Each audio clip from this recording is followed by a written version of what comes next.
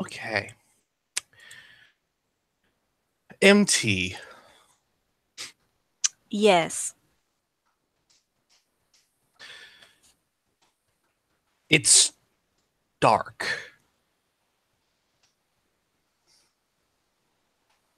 Painfully dark.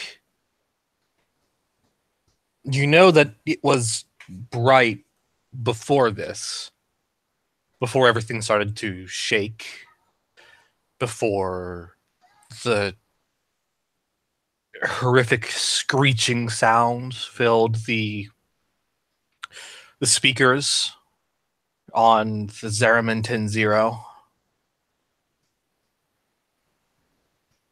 You were sitting by your father. You don't know where he is, but it's dark now, even though you can still hear, even though you can still move. You can reach out, touch your hand against the seat in front of you.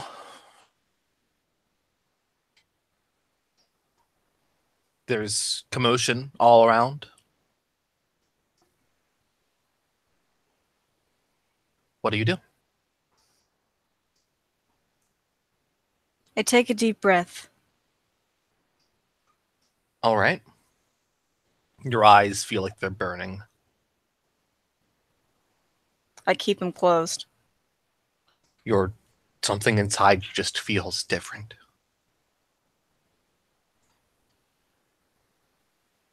I try to get up. Okay. You stumble into the chair in front of you and can quickly identify that you're still seated where you were. The darkness around you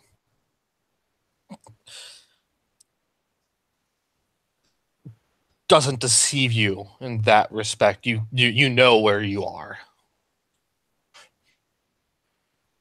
Just down the just down the middle of these rows of seats, you should be able to get to crew quarters, maybe.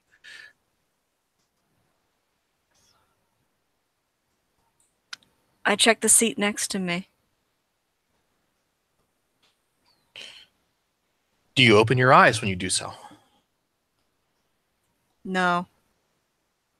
Do you feel someone is there? Does it feel like they're alive? If they're still alive or if they're dead, it must have happened very shortly, very recently.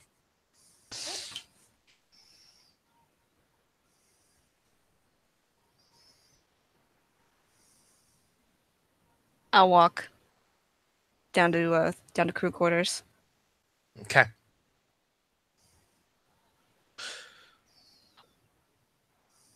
Something grabs you by the shoulders. Someone grabs you by the shoulders.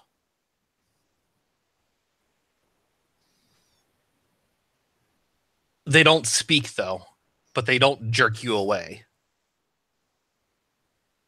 I'll put my hand on their hand, on my shoulder. They take it. And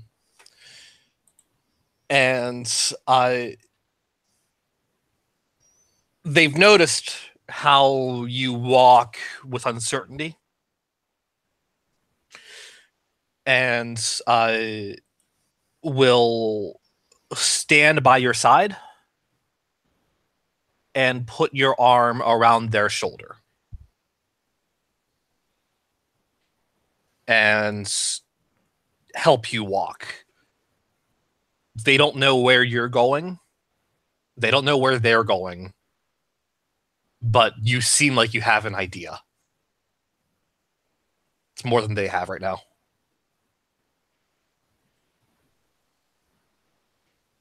Can I look at them? You open your eyes. Mm-hmm. You see a shadow. The form before you next to you. Even when you look down at yourself, you see a shadow, a solid shadow, the shape of a teenager.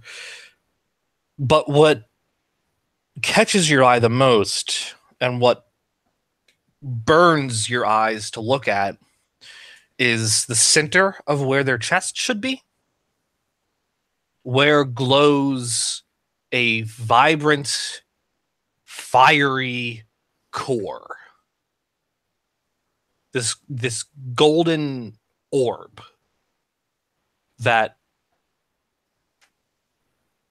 it looks almost like a tiny star that is within the center of this person's chest. You have one too.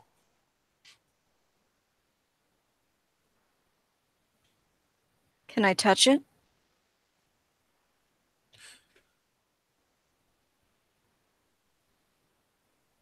Yes. You reach for it, and yours or theirs? Mine.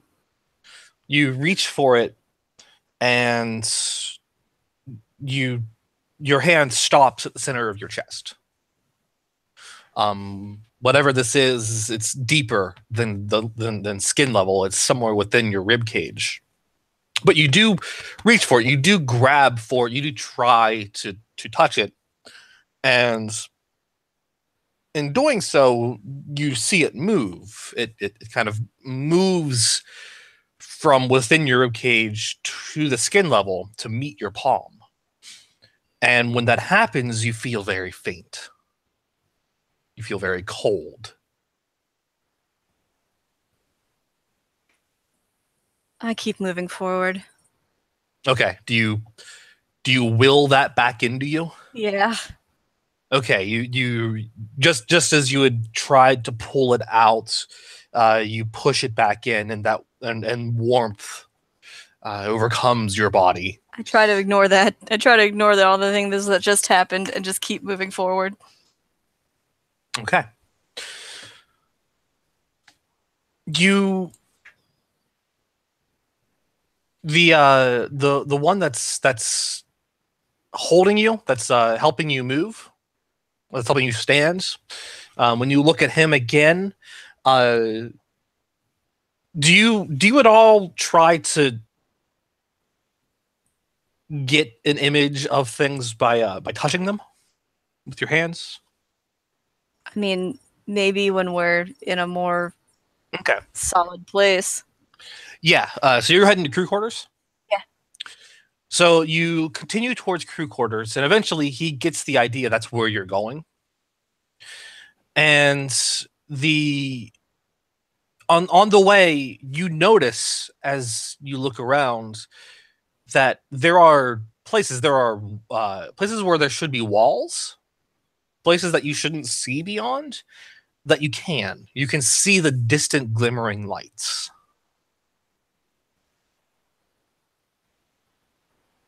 You can see them moving.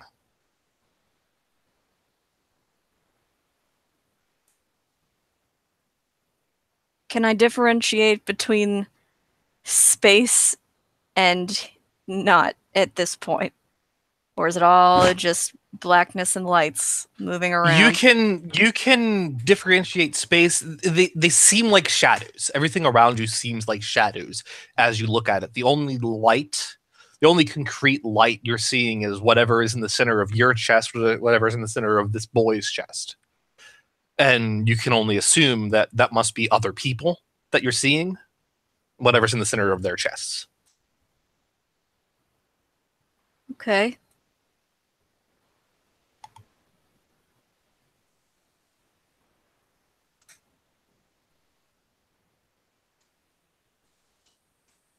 Eventually, you get to crew quarters. The boy, at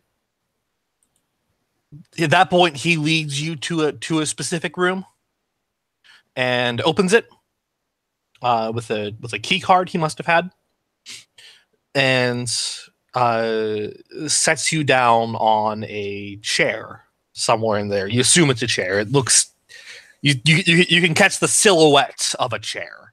All right, so that's mostly what you're seeing are silhouettes. Yeah.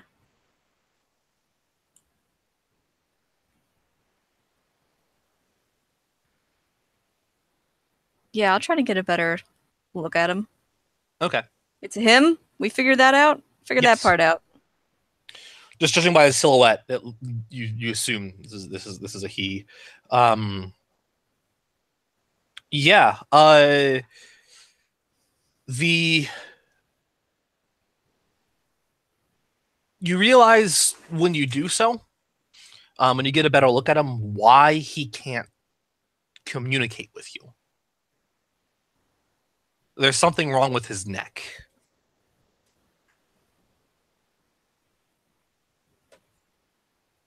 It it feels like it it feels like there's something warped about the skin on his neck, and he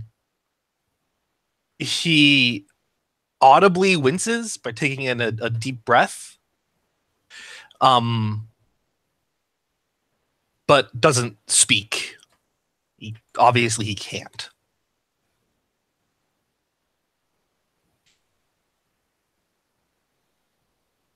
Okay. Uh, he takes your hand away from him and uh, writes. He puts the one of his fingers into the middle of your hand and goes letter by letter to just write Rowan. And that is someone that you do recognize as one of your fellow passengers on Zeraman 10-0. Rowan. You can see him nod and then kind of tilt his head in a little bit of pain when he does that because it moves his neck. Wondering if you can even see him nod. I'll nod back.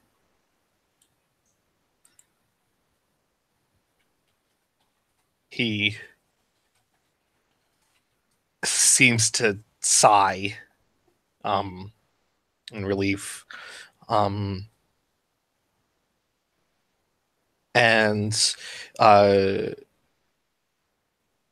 grabs a chair, pulls it up next to yours, then takes a moment away to grab things and board up the door into this room. He searches around the room a little bit before returning to you and writes with his finger in the palm of your hand, safe, I think. Let's hope. What is happening? He writes, I don't know. My father went crazy. Everyone's gone crazy.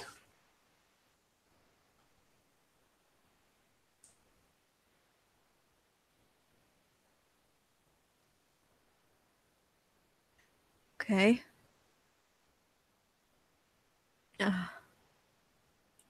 Okay.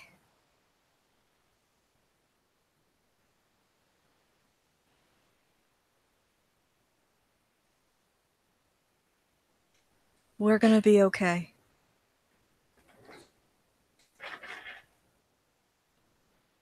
And he writes on palm of your hand, yeah, we will.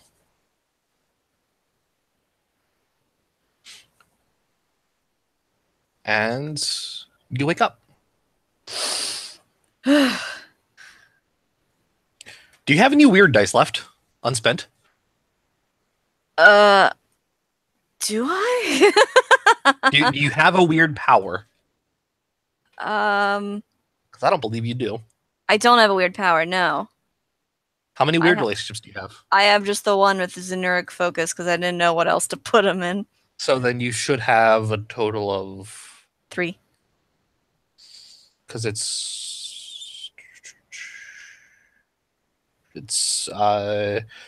7 plus weird relationships. So you should have 10. total of 8 dice. 8 dice. Yeah, if you only have one weird relationship. Well, there's 3 dice in it. Okay, so I guess you should have 10 dice. Yes. If you like, you can spend this. You can spend those on a power. Okay. Um, you as you're sitting up and you distinctly recall your penchant, your ability to see the aura within living creatures and call it to you if you wish.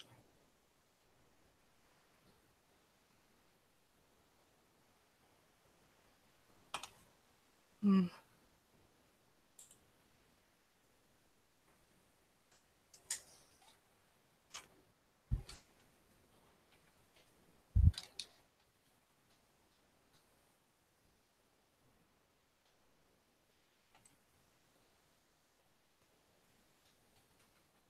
Why did I remember this just now?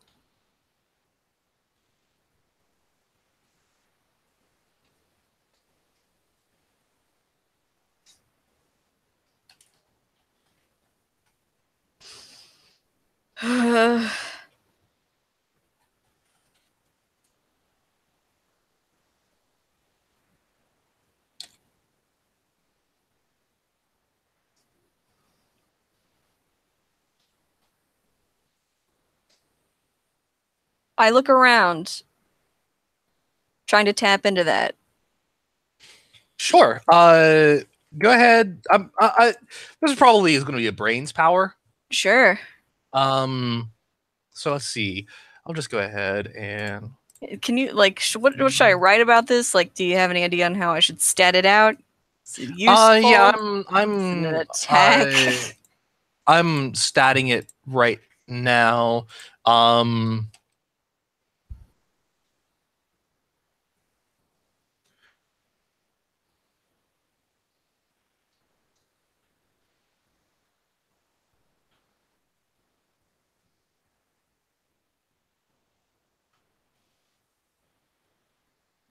that should be just out how much dice that's going to have. 1, 2, 3, 4, 5, 6.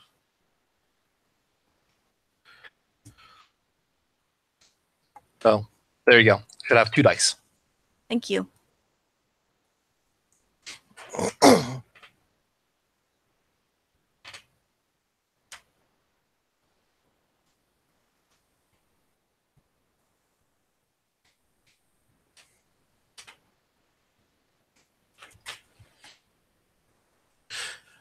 So yeah, you look around trying to draw from that power. Yeah. Remembering that it's something that you can push back. It's something that you can channel the void to do. And drawing on that, you look at Excalibur, who is dutifully guarding you, and you recognize a glowing, tiny star in his chest. Okay. Okay.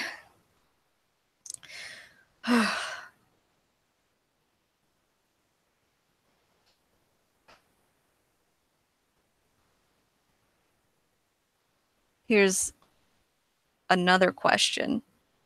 What's that? How far can I push it? Are you going to How far can you push the examination of it? Can I see the others in the maze? You can go ahead and roll it. Just the 2D or attach it to brains? Roll to the brains. Okay.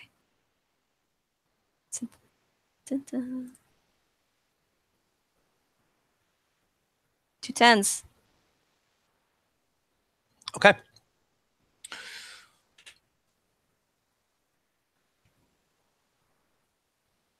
Where are you now? Let me look at the map here. Where am I now?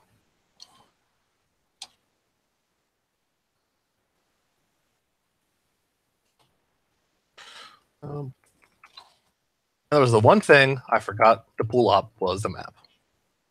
My bad. You backtracked to a guest room in one of the. I don't remember where it was attached to. No, I know where I am. Okay. I'm in the sleepy room. Okay. You don't see anything around you.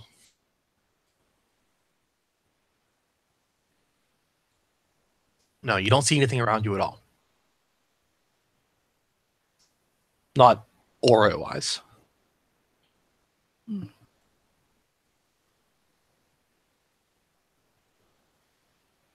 Maybe I need more practice. Kinda rusty.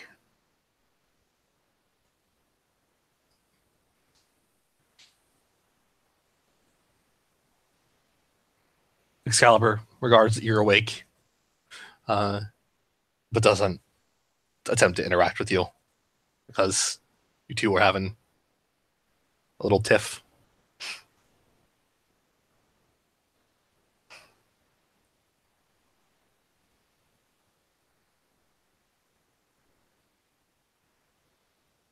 I had a dream. He tilts his head. Or a memory?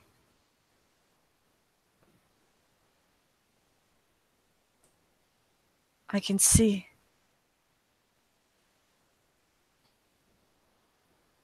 He, as if kind of understanding what you're talking about, puts a hand to the center of his chest. Yeah.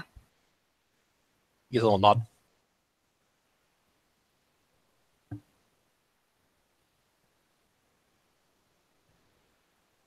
I don't know why this happened now.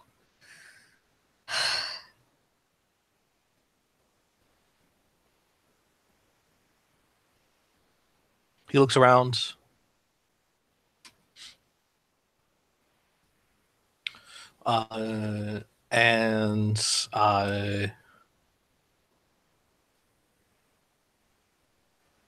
He will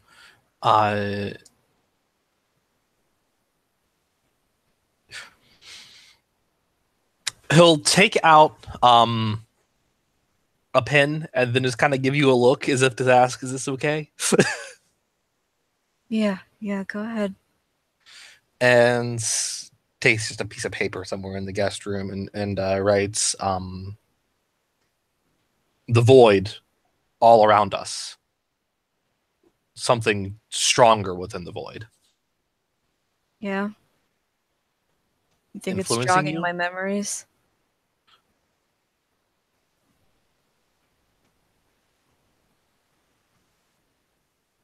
Undoing something. That's ominous. Sorry.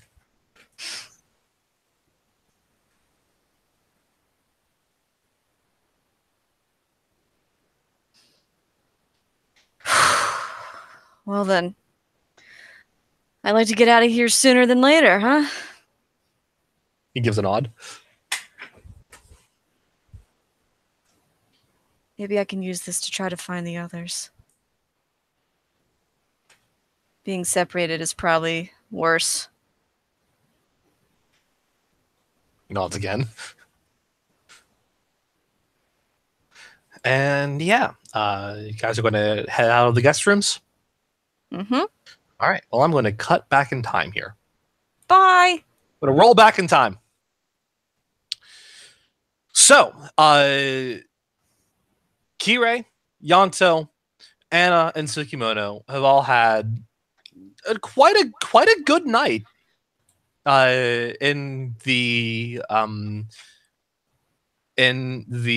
ballroom. And after after a certain amount of time, as you guys are, I'm sure, sitting at one of the tables, just enjoying a few drinks, there is the sound of a bell somewhere in the distance, and someone announces last call at the bar. One robot goes and takes advantage of last call to order an entire gallon of space whiskey that he then just begins to chug. And the guards that were standing in front of the exit from the patio step away. You guys know where that leads, but there is also the back door that you assume now is free. Yanto's probably kind of sprawled, looking exhausted on a chair. Kind of ties loose and shirts unbuttoned a bit. Just kind of looks over the bar. Does anyone want a coffee? Yeah, I do. Anna is just all but asleep on her arms, just kind of like half sprawled across the table. Partially sprawled across the table. Points to Kira and Tsukimono. Coffee. I am fine, Water, thank you. All right, 2 coffees, water. I'll be back in a sec. And toddles off to the bar. You better make it quick. We do not know how long those doors will be open. I know. Espresso shots. Yeah, you get a couple of coffees and a water. Actually, as you're leaving, Tsukimono insists that you get a fourth, get another water for Kirei. All right, sure. Even though she said no, because he's looking out for her health. You can't be dehydrated. What are you doing? Yeah, Kira, we're drinking coffee like responsible people. Wait. Yes, and like a responsible person, I've been drinking water throughout the night and have not been waiting till the very end to have any. Well, you're no fun. Look, man, responsibility is not in the contract of being a sports star. I wasn't aware we had sports stars. She just gives a half-drunken, lazy raise of her hand, but then just drops onto the table.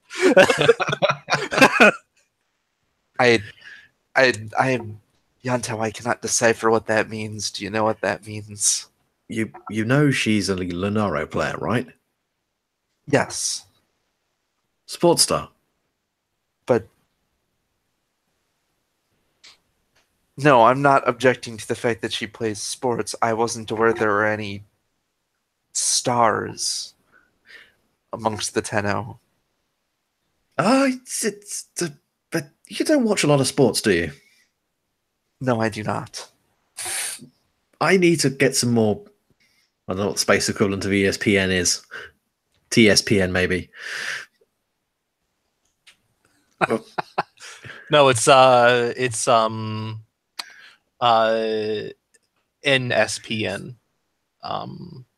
NASPN. God damn it. I knew exactly what you were going for. I don't. I'm dumb. Nefanyo Sports Network. God damn it. So many commercials. I haven't seen the ball move in 5 minutes. Oh. No, it's just the ball has ads all over it. Oh, God. Of course. Most of them are for Nefanyo Industries. Oh. Look, just take it for granted that some of us are trying to do better things with our time than run around the galaxy shooting people in the face. Apologies, I am not very familiar with Well, much of anything other than doing missions as of late. It's cool. I'm like never outside of Ivara anyway. This is a rarity. Speaking of which, you better make sure you remember to retrieve her before we continue. Mm-hmm. Coffee man. first. Walking Rhino after tonight is going to be interesting. Meanwhile, Trinity just presumably walks up to Kirei, sensing that they're getting ready to go. Yes. You guys may have been taking a break from the festivities, but Trinity danced all night. Well, yeah, when you don't get tired, it's a lot easier. Yeah, she danced all night. She was the life of the party. She walking away from a couple of robots with a card just with binary and call me on it. Yes.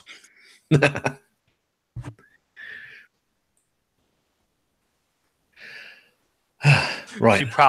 She proudly throws the cards away. Does she do it in front of them? Just stomp all over their little robot hearts? No, she proudly throws them away. They can see it, and that endears them even more. Oh, they like that, huh? Great. My Warframe has become a tsundere. Super. Fuck's sake. A very elegant socialite tsundere. Sure. Possibly the best we could have hoped for. I mean, given how my other Warframe acts, yeah. So Yanto will finish his coffee and then stagger into Rhino. Yeah, Anna does the same. He kind of there's a couple of awkward steps, like he's wearing stilts for a second. He's like, hang on, I got this. Ooh, there we go. You feeling all right? Yeah, I'm good. I think being in Ivara, that helps. I suppose better sense of balance. All I've really got going for me is a low center of gravity. Well, I mean, I'm really used to being here. Being on my own 2 feet's actually a little weird.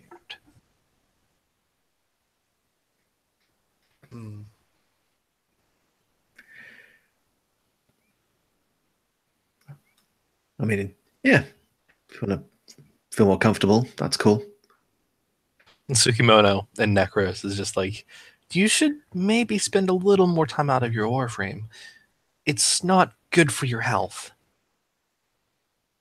It isn't. No. You start to disassociate your own limbs. Kiri thinks deeply on this and how until very recently she basically also spent all her time in her own Warframe. Something that Yanto is probably familiar with. And you also distinctly recall that like going out of your Warframe and doing any kind of work was very painful and very difficult. Was. Is still. I see your point, actually. She stretches her very weak, noodly arms. Or I guess comparatively weak, noodly arms. She's still a Tenno, but compared to other Tenno, not very powerful. And it just says, well, hopefully I'll have more reason to come out of my Warframe. Does she say that looking at Yanto? No, she would only do that if she were currently invisible. Okay. You guys are gonna head out the back door? Yeah, sounds like a move. Is this the way you came in from? We came in through the patio.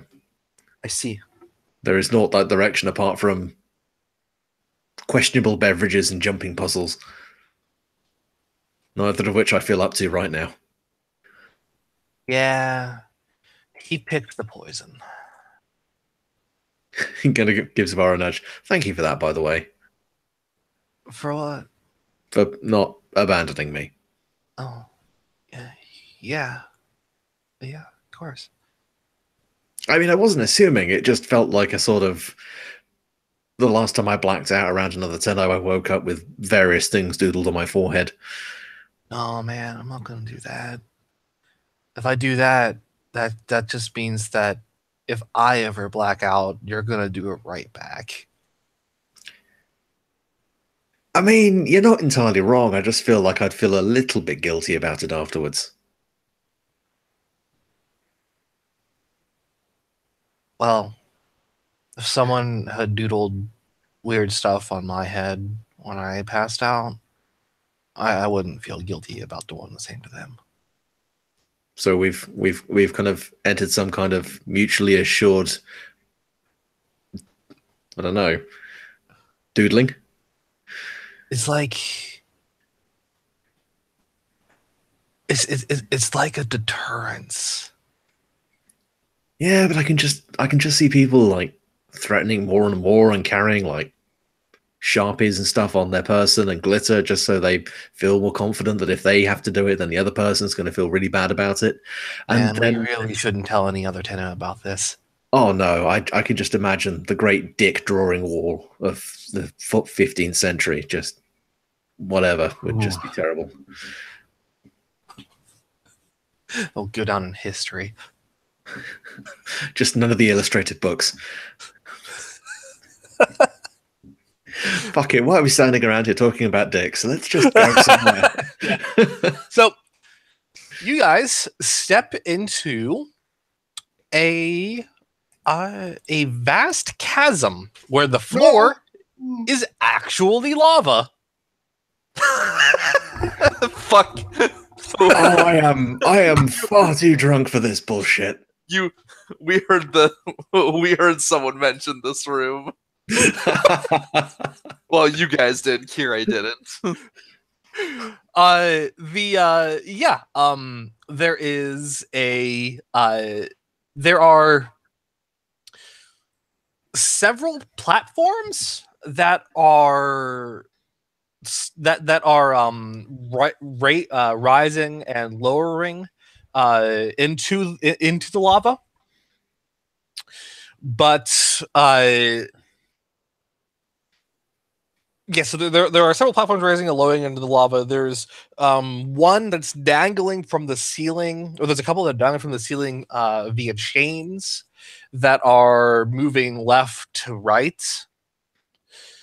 And it looks like there is a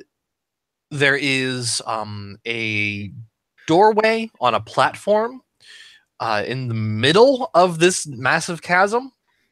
And there is one at the far end of it. Yeah, they just takes a moment, takes all of that in, then just lets out one long bollocks. Before we continue, I would like to ask you something. Mm-hmm. Have you two found any of these? Found any of these notes? Yeah, I think we found a couple. Yeah, kind of waggles his scanner. Yeah, I found something attached to it as well. Hang on a second. Let me transfer this over to your slate. Yeah, he transfers the. Yeah, you transfer over the audio logs and the melody. You also happen to have that weird sphere. Oh yeah. I don't know where he's had this, but he just kind of pulls it out. Got this as well. What is it? You officially now know as much as I do about this thing. We found it in a transference chamber. She'll look at it closely. It has very wavy looking lock. Huh. Well, this is serendipitous. I just recently procured this. And Oh, she will take out the key. Yanto stops halfway through going, oh, a serendipitous. I knew that was it. Wait, oh, sorry. Other word. Okay.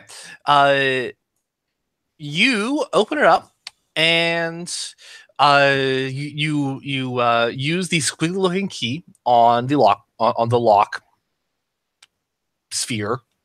And you see what appears. You see what's inside as you open it up, almost like a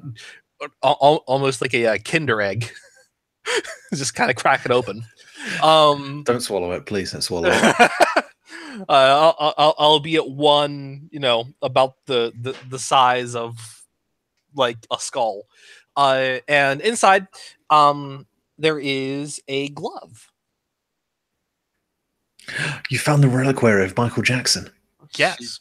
It is an open-palmed nanofiber glove of some kind. She will... Does it look like it fits a Warframe or a Tenno? It fits a Tenno. Kirei will step out of Trinity momentarily and attempt to put the glove on. Sure, you do so. And yeah, you can put it on just fine. It fits. You listen to the? Do you listen to the audio log that they had found with it? Oh yeah, I should read that. Yeah. That's the transference chamber audio log. Yes. Yes, because I believe that means that our group has all the ones we've discovered so far. Because Yanto also ended up getting the hub one from MT, right? Yes. So I think that means that between them they have all of the ones we have as players have discovered thus far. The Hand of the Storm will bring out our Demonborn ever closer to a true denizen of the void. According to the log you found, would this be the Hand of the Storm? I'm going to take a wild stab in the dark and say the hand-shaped glove type thing is probably that thing. It does not say what it is meant to do, though. Bring our Demonborn ever closer to a true denizen of the void. Do something that they can do. You see, standing in the middle of the room, you see another Tenno. Incidentally, it is a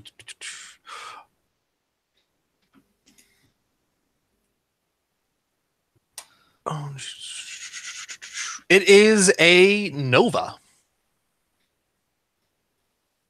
You recognize to be Grayson. And Nova waves at you. Yeah, she will wave. So here is an interesting thing that you feel. Oh? Uh-oh. With the Hand of the Void, with the hand of the Void here, the Hand of the Storm. Hand of the Storm, rather, yes.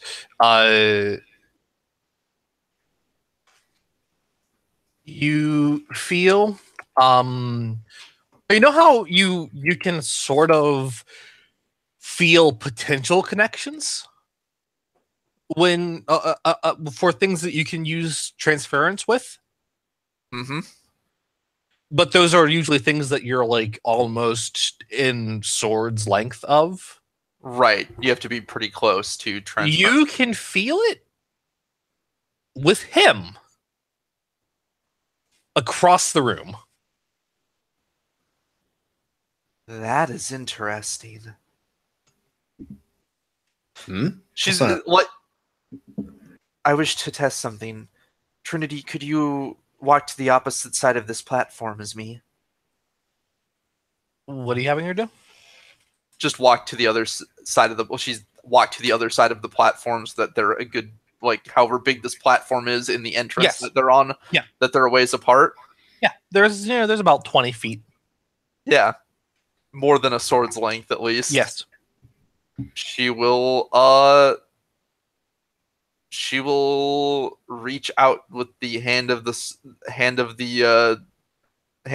storm towards Trinity and attempt. And you engage transference with her.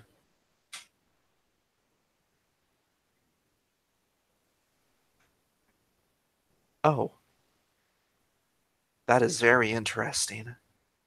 You discover that while you are wearing the Hand of the Storm, your transference distance is limited to what you can see. Oh. Oh. Okay. So, do you actually transfer into Trinity? Yeah.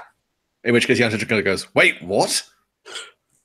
Yeah, you all see Kirei fade in a rapid, I guess, warp and fade from a distance heading towards Trinity. Yep. Oh, that is cool. Well, that's interesting. Indeed. I assume the Nova in the distance is like, wait, what? He can't even see you. Like, he's like a football field away. I'm sorry, a Lunaro field away. Okay. He can't. You can see your silhouettes. He's Grayson is currently like eyeing the platforms, trying to decide if he's going to try this again. Incidentally, now that you are inside of Trinity, you feel a weird, different feeling when you ruminate and think on the void and think on transference. You feel a different, unique feeling when you look at your fellows. Oh, yeah. You don't know what. It's new. It's almost like a feeling that there's something else that you can do. Yanto. Mm-hmm. I wish you to be my guinea pig. Wait, hang on a second. She will... I don't know. She doesn't... I don't really know how exactly she's going to trigger anything, but she will... You can just kind of like... You can reach out with your hands that's holding... in which you have the Hand of the Storm. Yeah. She'll reach out and see if she gets a better sense. Yeah, you do. Yeah, just kind of puts his hands up and steps back. Now, hang on a second. We haven't agreed to anything here. What exactly do you think you're doing? Well, my hypothesis is that this might also let me to directly transference from one thing to another. But I'm already in here. Well, yes. Are you going to do it? She will hold off for now. Okay. She'll lower her hand and be like, I suppose that may be reckless to try at the moment. And it felt the I'll tell you right now, the feeling was different than usual. It wasn't the same though. I might be off a bit. It doesn't feel like when I feel something I can use transference with. Yeah, Kay, I appreciate you as a friend, but I'm not going to let you telefrag me. I think Tsukimono just thinks out loud. Well, we're not going to exactly discover the intricacies of this without actually trying it. I'm not normally the sort to try something without looking into it, but I fear we're not actually going to be able to look into this any further. Are you volunteering then? I don't see why not. Right, before we go any further, where would you like your remains mailed? I don't believe it will do anything like that. Look, I'm just covering all my bases. And he inside Necros step into the middle of the platform. Turns to Tsukimono, just goes, would you prefer an envelope or a bucket? Well, hopefully there's enough that you'll need more than a bucket. It could be a very large bucket. Kirei will raise her hand and, yeah, focus on this strange new feeling. Okay, roll transference. Will do. Just hear Yanto muttering under his breath. It's not like this is like a dangerous place to be doing this on a platform above lava. Oh, we're Tenno. This is like... I guess it'd be appropriate to throw in my relationship with Tsukimono into this that I just Probably, yeah. Nope. 1, 2, 3, 6, 7, 9. Okay. She has, because I take it we didn't rest. Since we didn't rest, we didn't recover any of our base attributes, or did we? Yeah, I'll say you gain, like you were able to rest as you would like. Actually, wait. It should at least come up to under like 1. Okay, so we've recovered our. Yeah, we recovered 4. Okay. Any Never mind, dice lost from your Warframes aren't recovered, but your 10. Right. All right, let me roll a couple extra dice then. 2 1s then. So it is technically success. Well, he's not contesting you. You find yourself inside of Necros. Trinity moves with confusion. And you hear Tsukimono's voice come out. Well, that's new. Are we both in here? No. You're in Necros. You look over at Trinity, and you recognize that his voice is coming out of Trinity. Oh, I am sorry, Trinity. I did not think it would do that. This is a very strange feel. I'm just going to go. Let's hear. I'm sorry, I did not mean to intrude. Yeah, let me. She'll switch them back. Yeah. And you find the other, you find the second thing to the end of the storm. Did I just get switch teleport with Tenno? You can swap places with a Tenno if they are currently engaged in transference. Oh my god, Kirei with Loki would be an absolute nightmare. Oh my god, I can do so much bullshit you don't even know. Just go ahead and mark that on your character sheet if that's what you're keeping. I mean, yeah, unless somebody takes it from her, I think she's just gonna hold on to that. I don't think Yanto even wants it. No.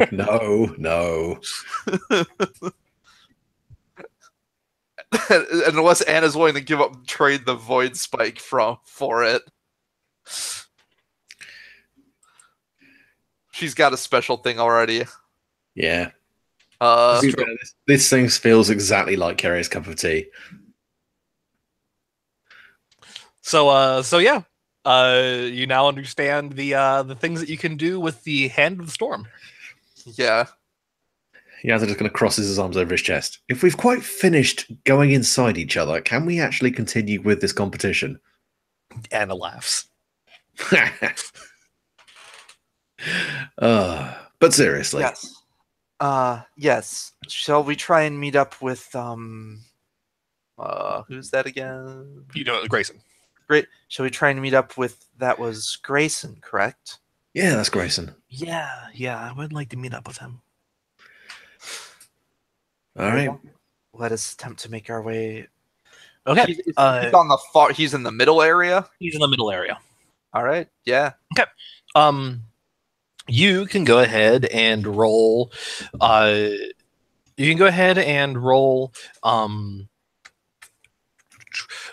say your Warframe's running and jumping ability. Add +1 die. You have Tsukimono's help.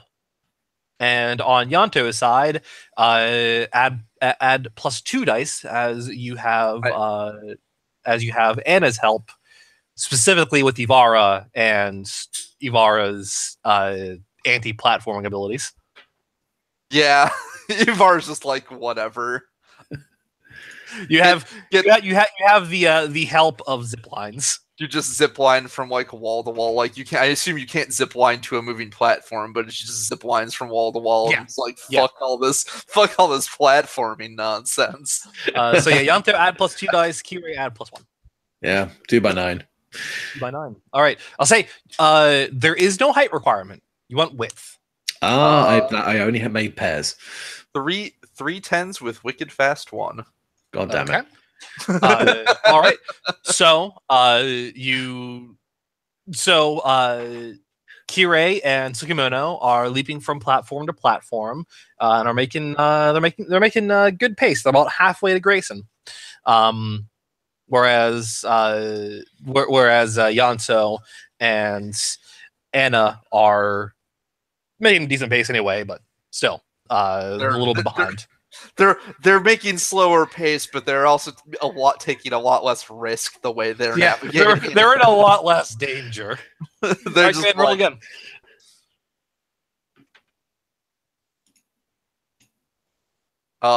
Okay. That time. Did you fail? 5x9. Oh, nice! Gotta go fast. 4x10 wicked fast 1. All right, damn so it. you both get to the middle platform at the same time. Awesome 1 and wicked fast 1 on Hey, look, on Trinity. I matched pace with you and Rhino. I consider that to be a moral victory. Yeah, you both get to the middle with Grayson, and Grayson's just like, "Oh, hey guys." Hey, man. Hello. Hey, Grayson. Hey, Anna, how's it going? Oh, doing good. Having a pretty good time overall. Yeah, me too. Generally.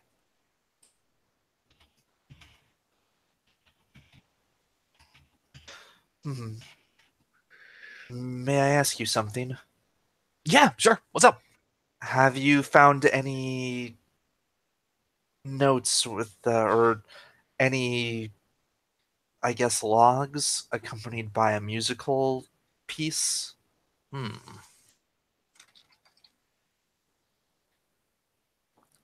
They probably would have been easy to spot. There'd be this weird kind of background static as you walked in the room.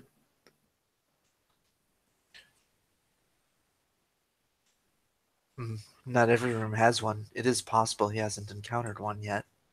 Yeah, that's fair. Just 1 second. Okay, I assume you're determining what he may have. Which one?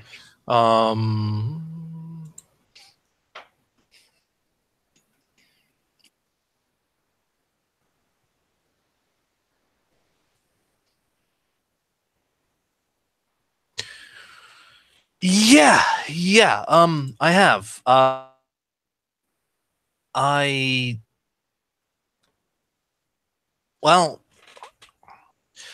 spent my first day kind of on a deserted island.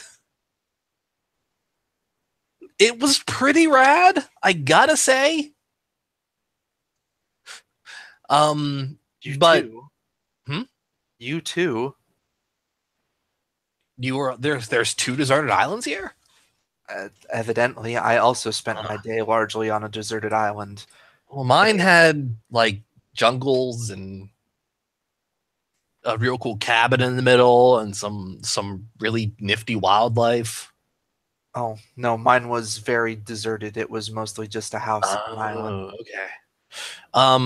Well, I got this one here. And he gives it to you. And you hear listening to the audio log. The audio log that is found. He calls the place the Wilds. Grayson does. The audio log found in the Wilds.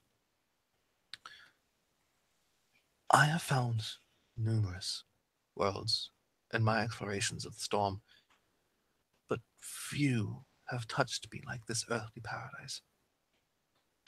How many years of willful exile did I spend here, nourishing my soul with a life we Orokin can hardly imagine. If you found it, Tenno, then you've spent more than a day within my maze. Consider this a gift. I only ask you leave this island as you found it.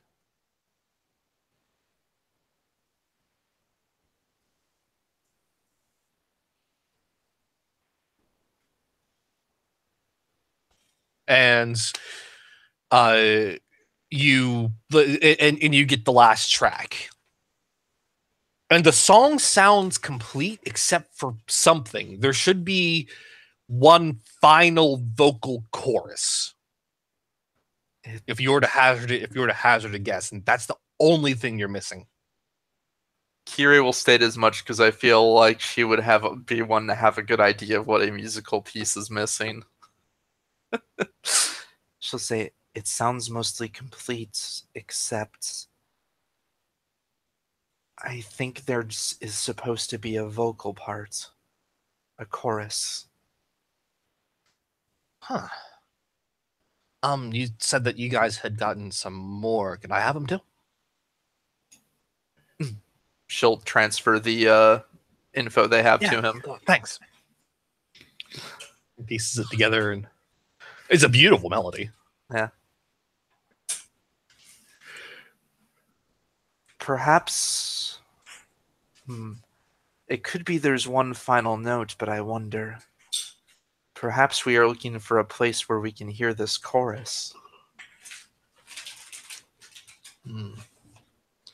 Well, definitely wasn't the wilds, but maybe somewhere here.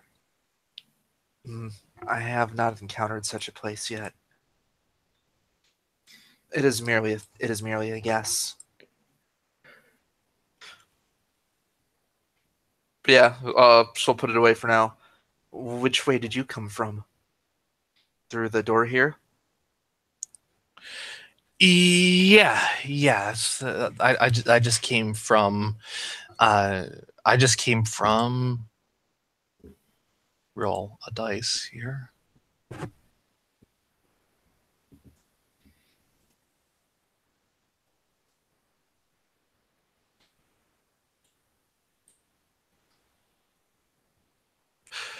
I just came from these kind of all these like nice looking rooms. It's like a hallway, T-shaped hallway.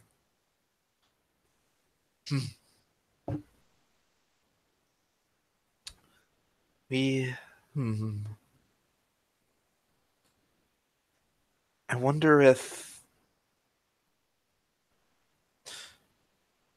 Well, I suppose if there is a branch of that... Well, perhaps I should explain my reasoning first. I suspect that the reason this game hasn't been completed yet is it requires teamwork to make it likely. Yeah. I would like to... Would you join us in our search? Yeah, sure. I'd be glad to. Yeah, Grayson, it's not the team you're used to working with, but that'll be fun. Oh wait, he's in Nova? Yeah. Oh god, he can cheese the fuck out of this. Yeah, he can.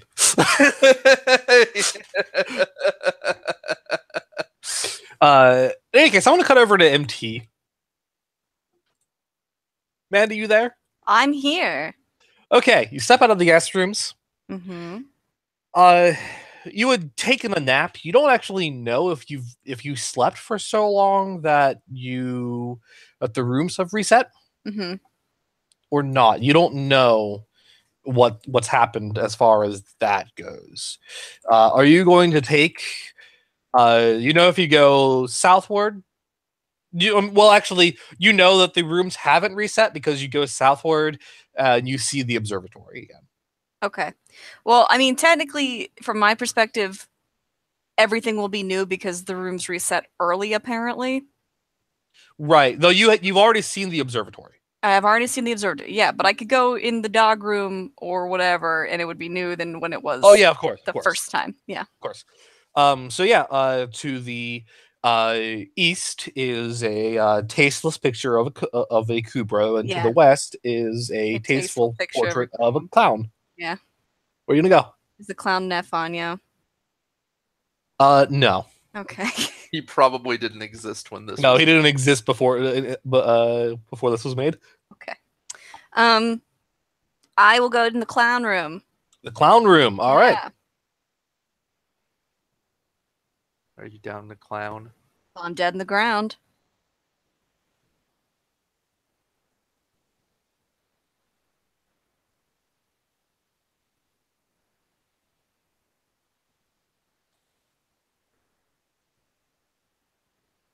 Not pictured. Nate rolling dice.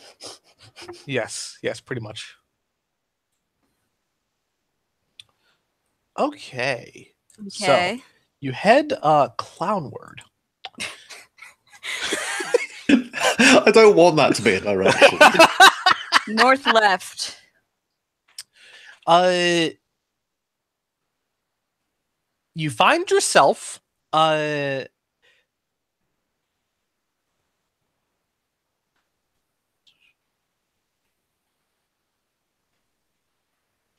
You find yourself outside of what appears to be a very fancy looking art museum that is built into the wall, that's carved out of this wall in front of Okay. you. And yeah, there are robotic security guards wearing security guard uniforms and security guard hats, wandering the premises.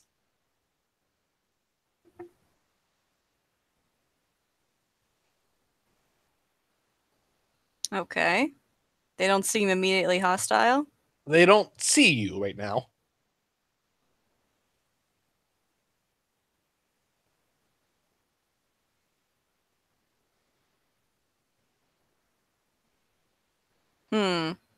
Well, I don't sense any immediate danger, but I am going to use transference, so I'm not walking around with two Okay. bodies to keep an eye on. Okay.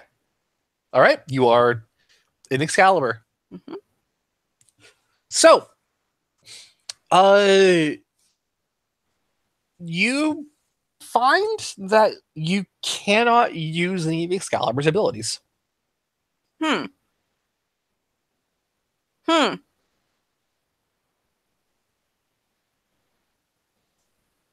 All right. Excalibur is notably annoyed. Yeah, don't worry, buddy. It'll be fine. It's probably just this room. Yeah, he agrees, but he's still annoyed. Yeah, I'll take a look at the wall. You Yeah, say it's like a gallery?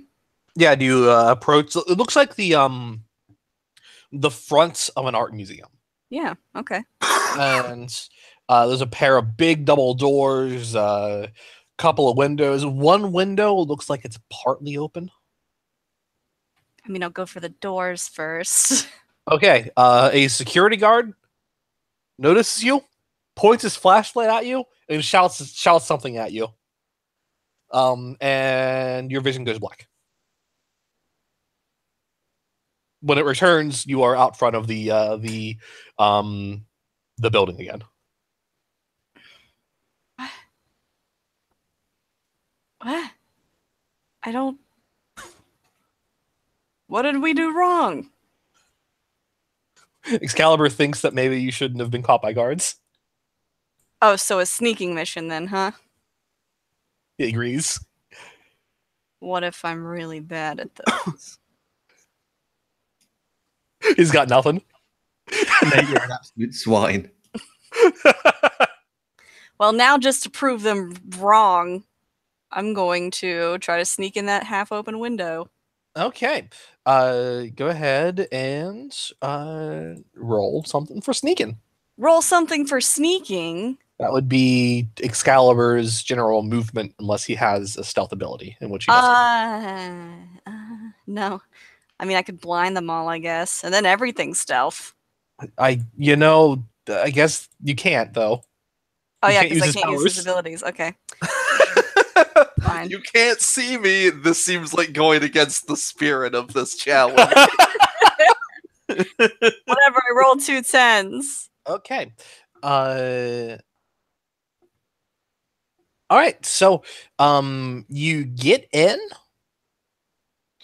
and you sneak past one of the guards as he turns his back, into the propped open window, and you find yourself in an art gallery. And in this art gallery are many exquisite paintings of doors. This seems a little too self-aware. Numerous exquisite paintings of doors.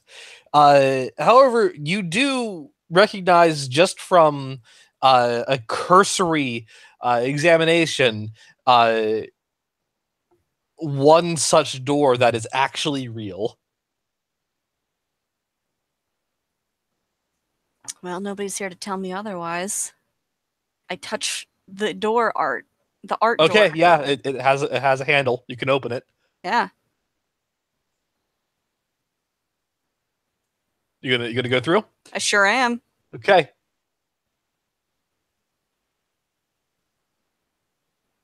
No one told me no. Yeah.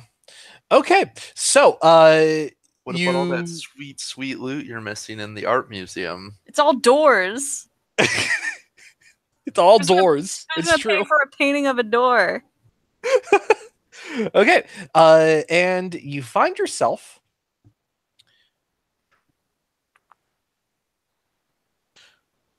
this is one I have to actually get here.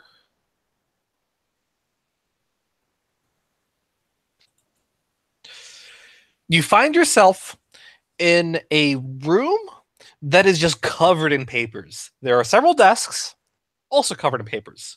All of the drawers are open, also filled with papers. All these papers have things on them. There is writing on them, notably, and you recognize there is no other exit from this room. Incidentally, it is a dead end room, and you recognize Byron,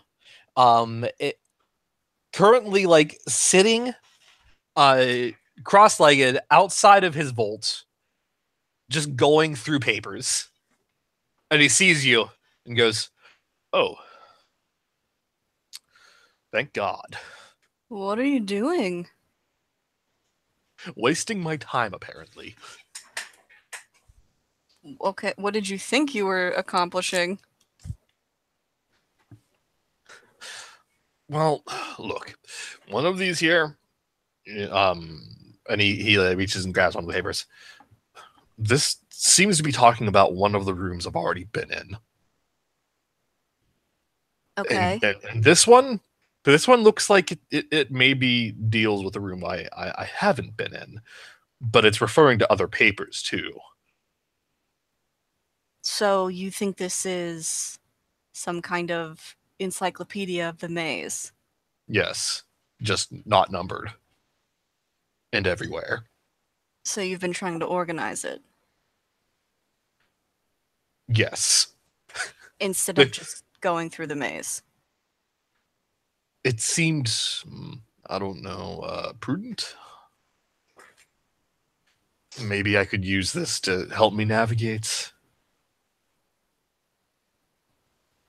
But the maze changes all the time. Well, at the very least, I would understand some of the mechanics behind some of the rooms, or something. How many pages are there? How many rooms are there? He shrugs. Look, Some of them don't seem relevant to the maze. You're just gonna drive yourself crazy by doing this. In my opinion, the best course of action for dealing with this is to see it with your own eyes and figure it out as you go.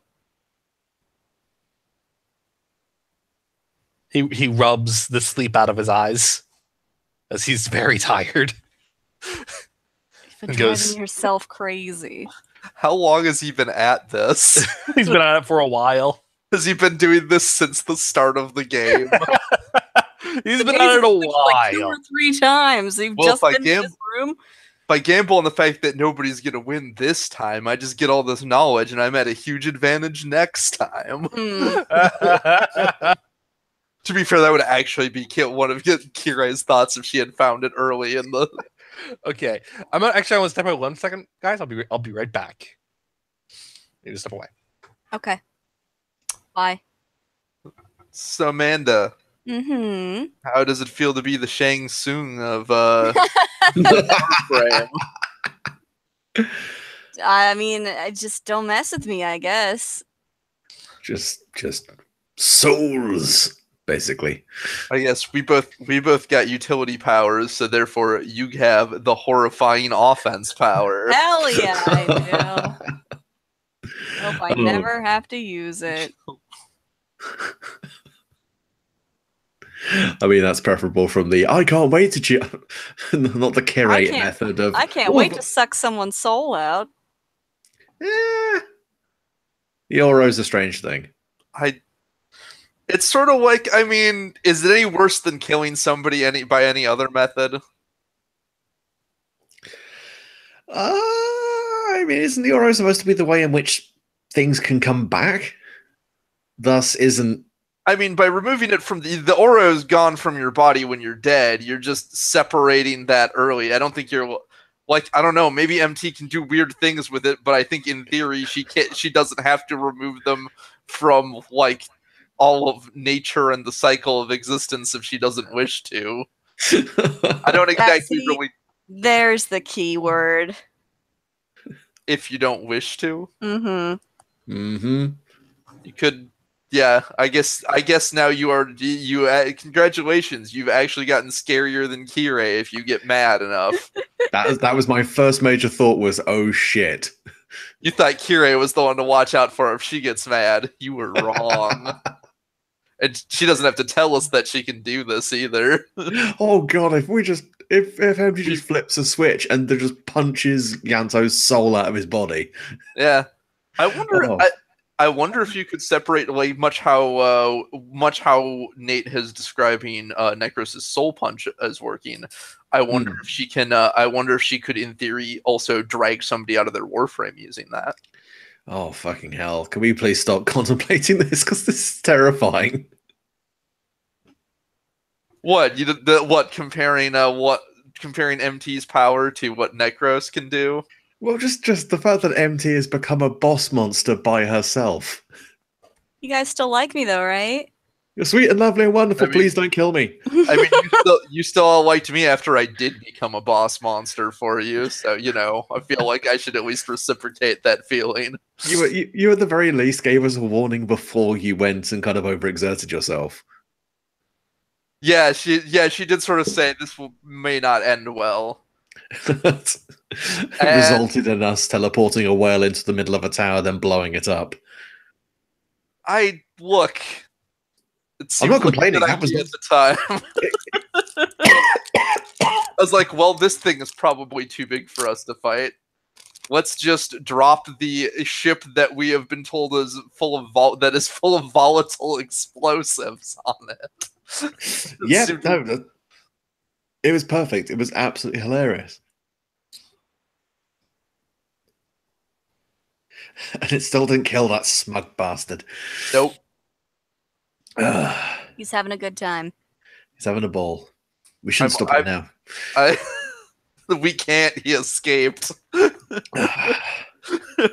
He's on somewhere else on Lua right now. He got distracted by something shiny and disqualified himself. Damn it, Kaite. He can't.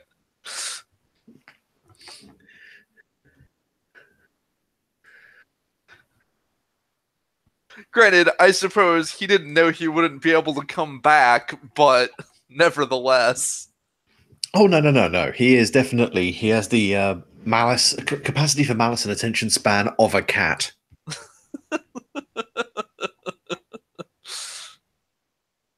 A very fickle being. Mm-hmm. A very fickle being with a Lex Prime and the ability to short-range teleport. Let's please not consider how many more ways this man can ruin our day. I mean, he also, in addition to the Aqua Soul, he has Hydroid, so at least one more. Ah, no more tentacles.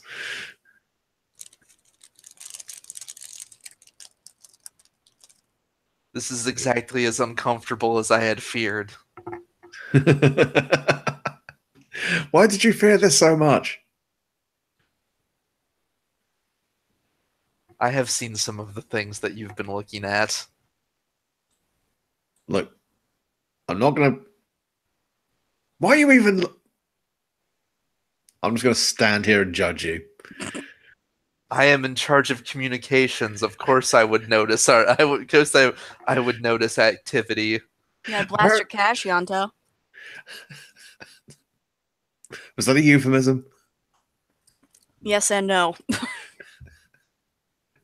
Apparently, incognito mode counts for nothing. Not against me, it doesn't. Oh, the future is a strange and confusing place.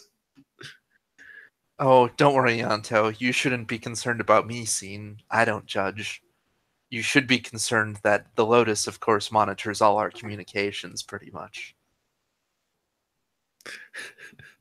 There's just this silent moment as all the color drains from Yanto's face and he stares into the distance. Okay, I'm back. Sorry about that. Good. That was probably about as far as my conversation deserved to go. Okay. Look forward to re-listening to the recording of that, Nate. All right then.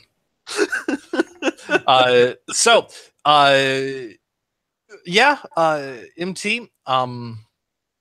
Byron stands up, puts a hand on Volt, and engages transference. Notably, you did not see any Oro in Volt until Byron engaged transference. Huh. And then you recognized his Oro inside of Volt. Huh.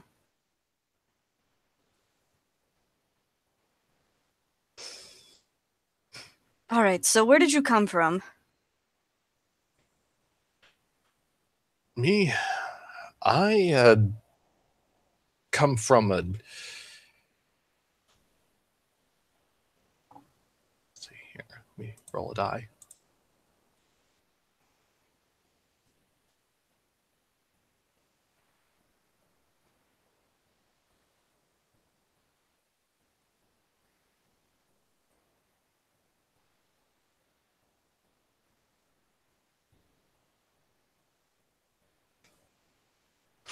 Lose that? Hold on.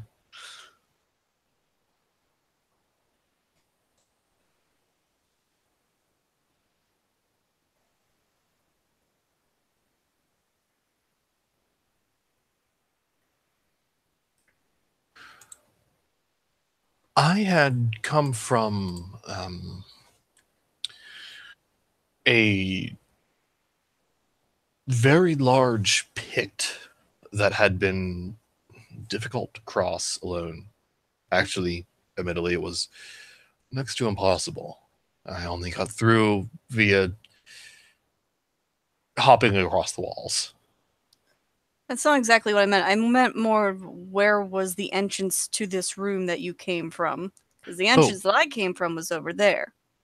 Right there. And he points to the one that you just came from. Granted, I was in the pit yesterday. I spent most of my time here. Okay, you've been here for over 24 hours, or at least however long it took the rooms to switch. The rooms have reset, haven't they? Yeah. That's frustrating. Are there any other exits in this room? No. This is a dead-end room. This is the one that I came from. Well, then come with me, okay? All right. We'll explore together. That sounds good. Better to have someone with you than to be alone. I do have to agree, yes. What did you say your name was? Byron. Hi, Byron. We met back in Rathum. That's right. Mm. You have to forgive me. My memory. Oh, it's a long story. Don't worry about it. I understand. We've all been through something like that. All right. Come on. All right. And you guys step out into the art gallery. That's right. I didn't know what the deal was here. I mostly just found this door, and then I found you. There's a couple of guards running around, though. Don't let them find you. I do recognize this. I haven't been in here myself, but Greta had last time. Oh? She mentioned that there were a couple of doors here that she could actually use, but she kept being caught by guards because she has no idea how stealth functions. So there's other doors here. I would assume so, yes. Likely the one that you took to get here, and then others in the portraits. We would just have to find the right one. Oh, let's look around. All right, you can go ahead and give me stealth. Add +1 die for Byron. Hey! Because unlike Greta, Byron knows how stealth works. Yes. Involved? 2 5s. Look, he's still better at stealth than Greta.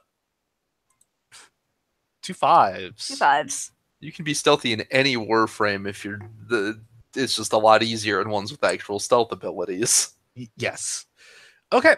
Let's see here. That is.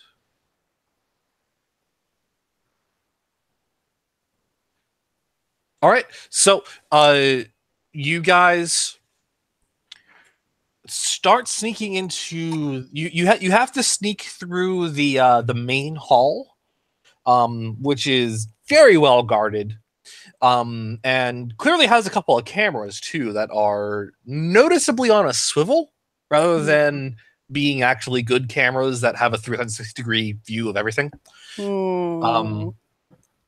And yeah, you really feel like a couple of art thieves, a couple of solid snakes.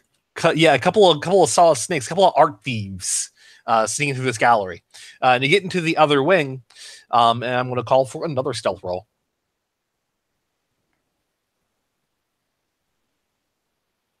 Just really quick, I'm just gonna paste this. All right. Another stealth. Do I still get that +1 with Byron around? Byron. 2 9s for this one. 2 9s. Okay. Yeah. The two of you sneak around, and pass by a guard just as he is going into the break room. And you wait for a moment before he closes the door to the break room and continue on by. Need breaks. He went to the break room to eat a space donut. You know what? That raises even more questions that I'm not going to ask. That's fair. Like our robots were drinking booze. And I'll call for one more stealth roll. All right. This one's 2 10s. All right. I'm just getting better at this. It's because I'm playing the Metal Gear Solid. You find one particular painting that has spotlights, that has like small spotlights pointed on it to like give it clarity. And it is clearly something you can open.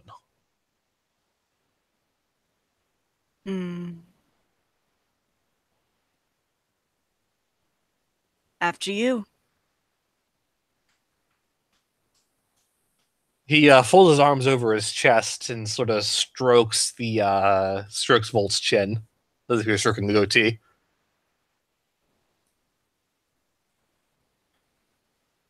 Very well. And he'll go through after giving it some thought. You follow him? Yeah, I'll go behind him. Okay. You find yourself in a very familiar room. You're in the hub. Oh. Well, okay. There's the familiar console in the center of the room that you can use to find and recall people from the maze. There are the 6 tubes full of a bluish watery goop, and doors in each cardinal direction. Huh. Ooh, All right. you could recall an ally if you wanted. I could. But I don't know where my allies are. True, you've separated from Yanto and Anna yesterday, and you have yet to see Kirei in the game at all. A part of me feels do you- kind of guilty to recall them just in case they're like making actual progress. Actually, you could also check for sure that Kaite is out of the game by checking to see if he's still listed as a competitor.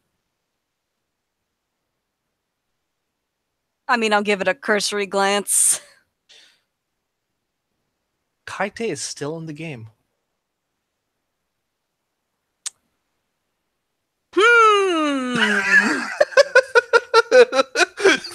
Recall him a second time. It'll be I funny. don't want to. Stop it. Do not antagonize the angry space pirate. I've already antagonized him.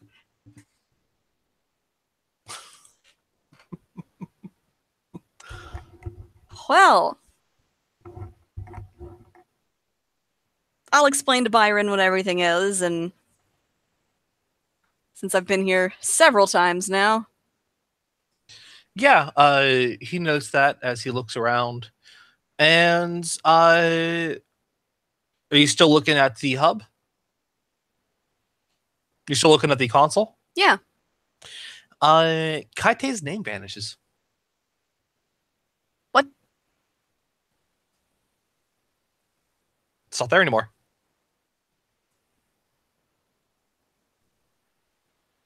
What? In fact, if you try and cycle through, it's crossed out. And you can't select it. So he is out of the... Well, then what was that all about?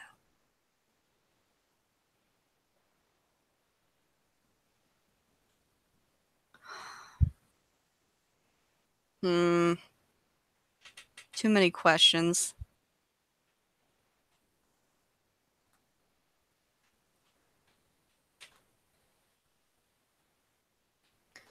Well, I propose that we just pick a direction and go in it.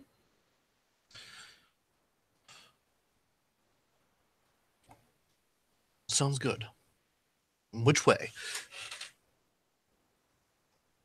North? He shrugs. Yeah, you guys go north.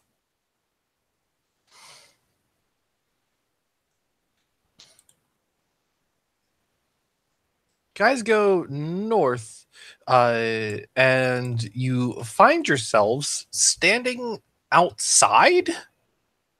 You think? You guess? You are standing. You're standing on what appears to be a cliffside. Vast chasm with only darkness below. An ornate trailer sits on the opposite side, swarmed by ravenous golden moths. I've never seen a golden maw before, yeah?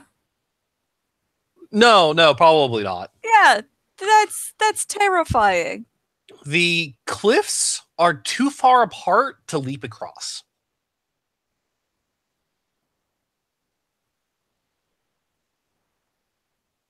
Hey, what are those? Oh. Golden moths. They were they were almost like Orokin foot soldiers in a way. They have no feet. No, I realized just now that that's a very poor comparison. They were like Warframes, but not as advanced. Like Warframes. Yes, just not as advanced. They were things that we could interact with, use transference on, but not in a not very well, since they're not human shaped. And what they ultimately ended up using them for was almost like attack dogs. Would probably be better. You would use transference with those? It wasn't pleasant. Ugh. I imagine it still would not be pleasant. I'm not going to do it. No, Honestly, they're a bit too far away. I wouldn't be able to engage transference with them from here anyway. They look like they're guarding something. Guarding or interested in it. I'm not sure.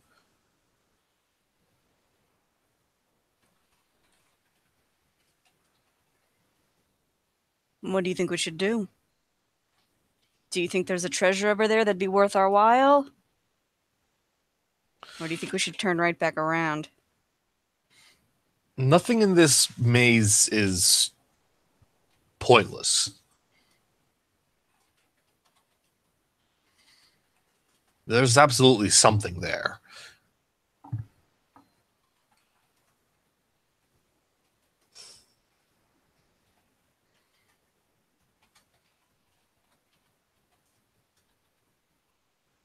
I just don't know if it's worth it. I don't exactly know a way across that's going to be especially easy. I could give us the momentum to jump maybe halfway across.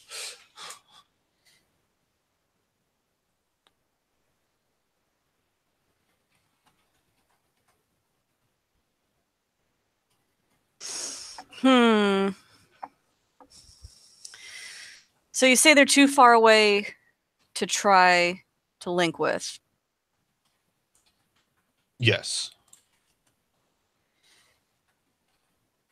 If we were closer, we would be able to. If we were maybe near the edge of the cliffside, that cliffside, we could likely engage transference. But it seems like the only way is to jump, and that's impossible. He looks around. Wait, hang on. Is there like a pebble or something by my feet? A rock that I can throw? Yeah.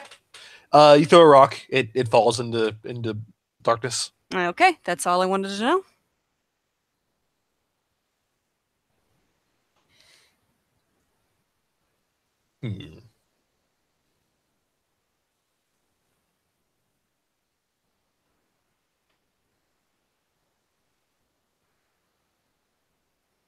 So left and right, it just stretches on for miles. It doesn't look like... As you head either way, you do find it loops, actually.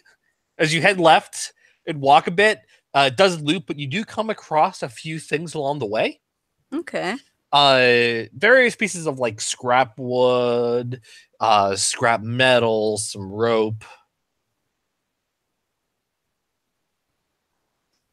The sort of supplies that like scrap supplies someone might have nearby their trailer in the middle of the desert. Or Badlands. This is clearly Badlands. What if we... Maybe Mars? This looks like Mars. What if we made a makeshift tightrope? Well, we would have to get it across somehow. Mm-hmm. And also stable enough on the other side. I'm not averse to the idea.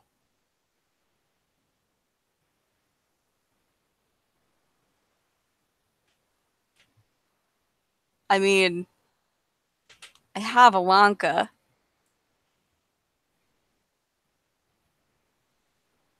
Are you suggesting that you're going to shoot the tightrope into the other side? Yes.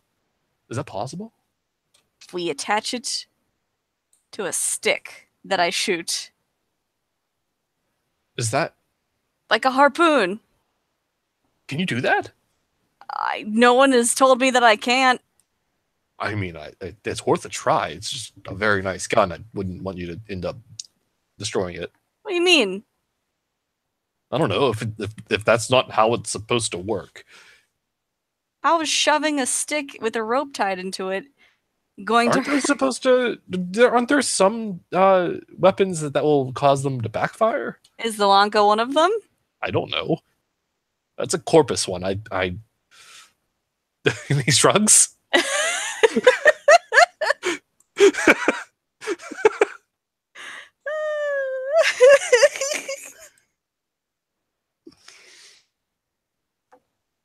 Well, I don't hear any better ideas.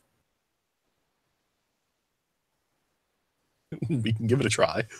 I'll see why not. I tie the length of rope to a bit of steel and stick to make a makeshift harpoon. Okay. And then I load it into the Lanka. Okay. You aim and you fire and you mostly dissolve the makeshift harpoon. Okay. Because your gun shoots energy and not kinetic projectiles. Hey, well, guess what? I tried something. and you alert the one of the ravenous maws to this by making a lot of noise. Mm-hmm. And it pokes its head up and it just kind of like stares at you. I wave. It tilts its head. They seem kind of friendly. I mean, it depends on if you have food or not. If you have food, they are. Okay. Do you have any food? I have some jerky. All right, so we've got a plan B. We feed them jerky. We get yeah, but in order to make this work, we have to get over there.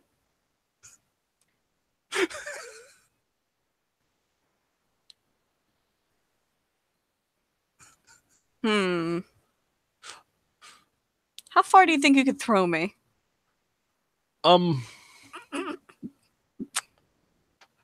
I suspect that you may want to think of a different idea. I don't think that's a good one. Just, a thought.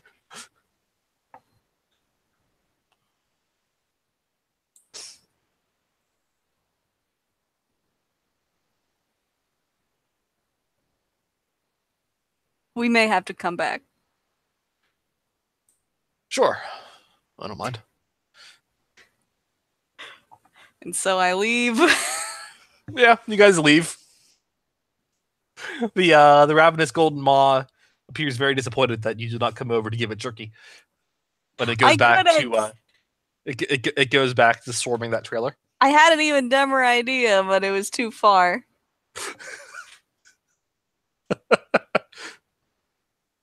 So yeah, you head back into the hub. You have yet to go west or south. Well, I'll let you pick this one. Sure. Let's go south. South sounds good.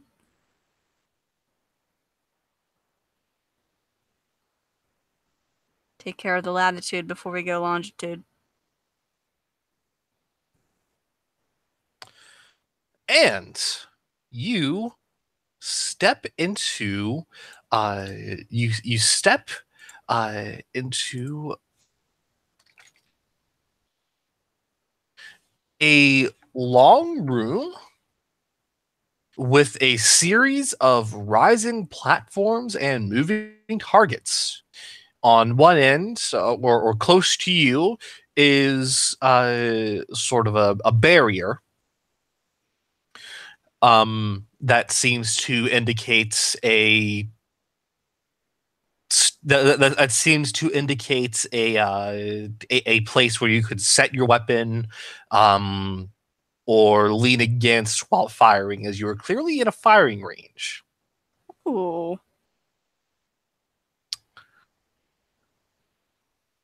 There are various targets that seem to be wedged into the floor, that are like within the floor and within the walls. There is a console to activate the firing range, and several rising platforms and moving targets. At the far end, there is a force field.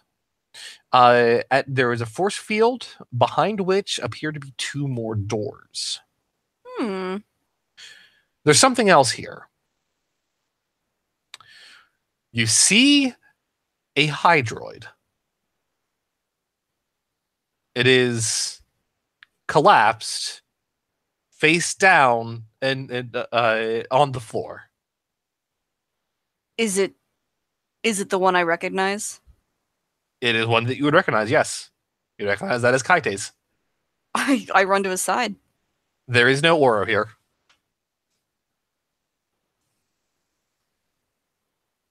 Oh. There is a smoking hole in his back.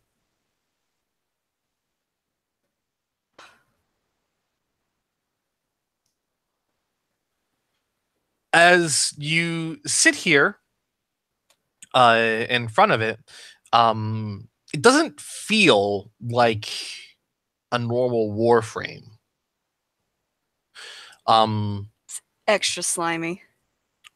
It's you're right. No, it doesn't feel like a normal Warframe. It doesn't feel like something that you can actually use transference on. And Byron comes over and is just like, looks like someone's already fallen then. This is a copy, effectively, of where he fell, how he was fallen. He himself and his hydroid are safe back in the lobby. Oh. So this is just a marker? Yes. And also a clue. Whatever did this to him. You think it's still around? And he kneels down and he puts a finger in the smoking bullet hole. If I were to hazard a guess, yes. This was very recent. Can any of your teammates do something like this?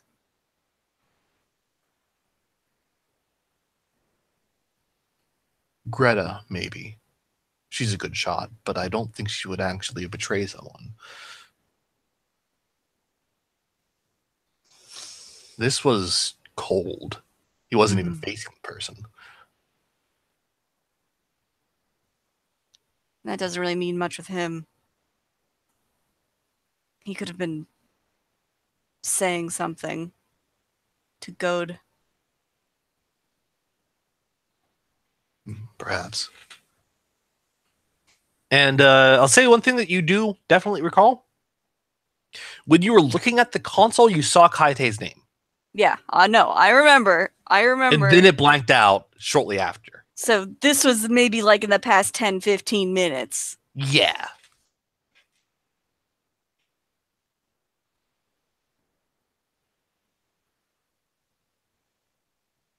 Do I see anyone around? No. If you want, you can make me a notice roll to try and get some clues. I would love to give you a notice roll for clues. Okay.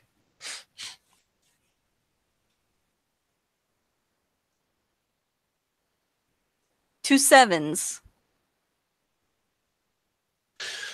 All right, 2 sevens.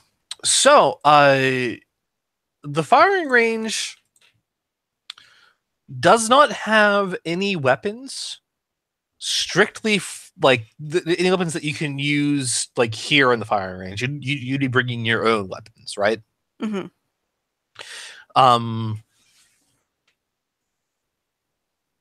Or so you think. So you thought. One of the weapon, there are racks where there should be weapons, right? And they're all empty, as you know, as you saw when you walked in. But there's one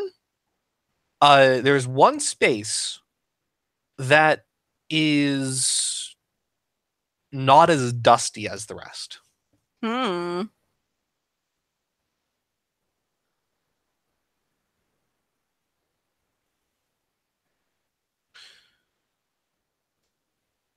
I'll take a look. Yeah, it looked like a long-range rifle of some kind. You don't know what, but it looked like it was a very long rifle.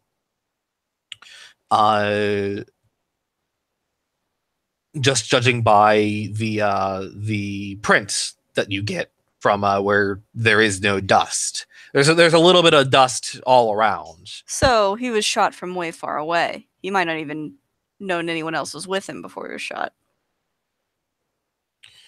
Do I see any laser pointers anywhere around me? No laser Okay. no laser pointers on you.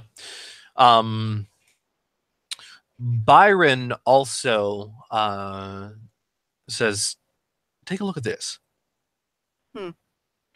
And you see that it looks like the console has been used very recently, like within the last 15 minutes.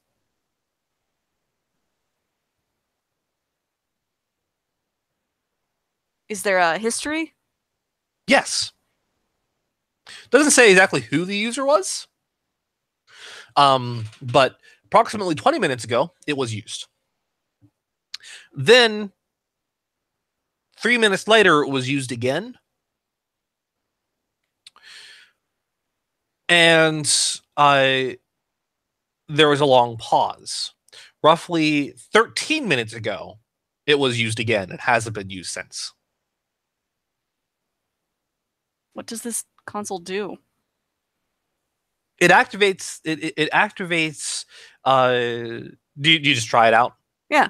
Okay. Yeah, you just try it out, and you don't have to actually do it. You can let the timer run out, but it activates a timer, and it activates the firing range, which causes the platforms to begin to move, the moving targets to begin to move, and it has some notable red targets that you probably need to be shooting in order to open up that force field.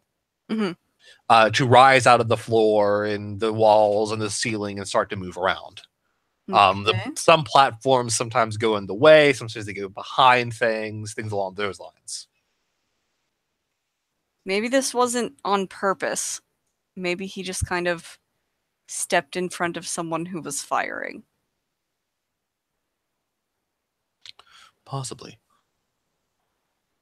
In that case, I can't discount Greta. I don't want to distrust any of our fellow Tenno, but if someone started killing, we have to really consider that.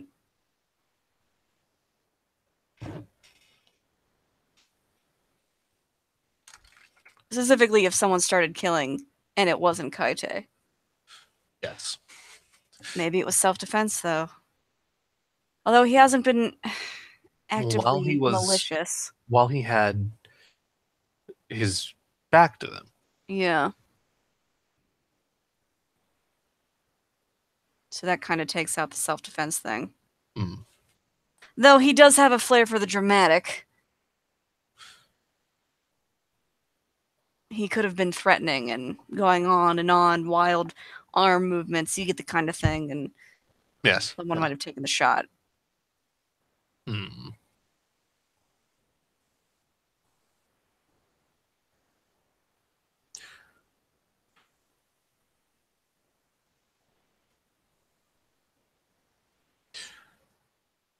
What's bothering me is there's no signs of powers being used.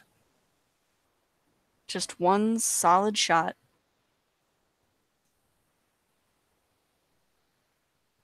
He's using a hydroid. There's no sign of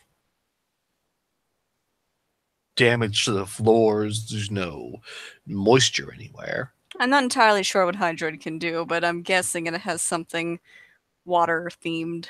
Yes.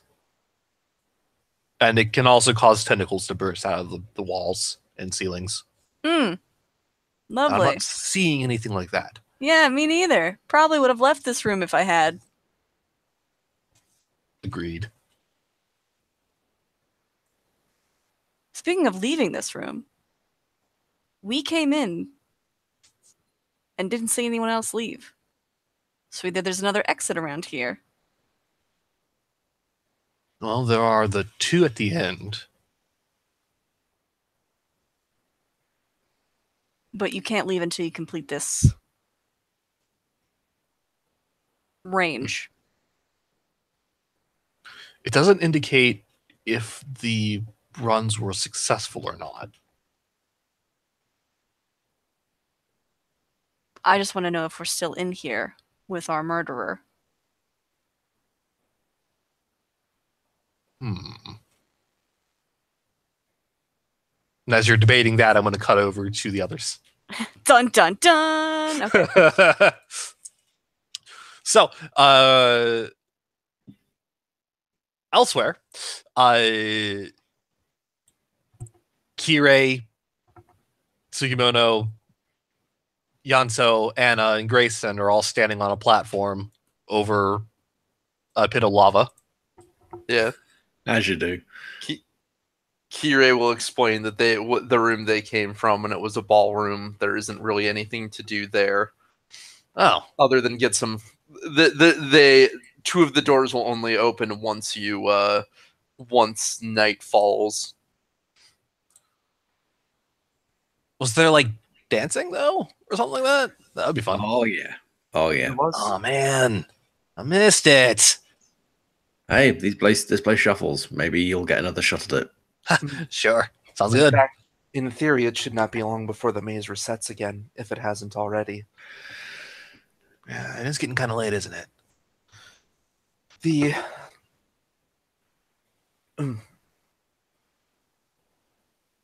well, for now, shall we continue? No, it doesn't mind. No, I don't mind at all. She'll motion to the far side, and Yeah. right. Everyone can roll as if you can roll as if you had 3 extra dice. okay. I was gonna say, between Nova and Ivara, should we even roll, or is this like, Roll as if you had 3 extra dice. Okay. I can't roll more than 10 dice, though. Yeah, that's a problem. Three. Since it is solely width important, or do you also want some height? You want a little bit of height, but you want width more. All right. Well, I'm gonna go with 310's Wicked Fast one instead of, or right, yeah, because I had to set one ahead of time. It's 310s versus 32s. So 310's Wicked Fast one. Okay. Nyanto. And a pair of 9s. Okay. The width requirement on this is dramatically shortened because you have Nova and and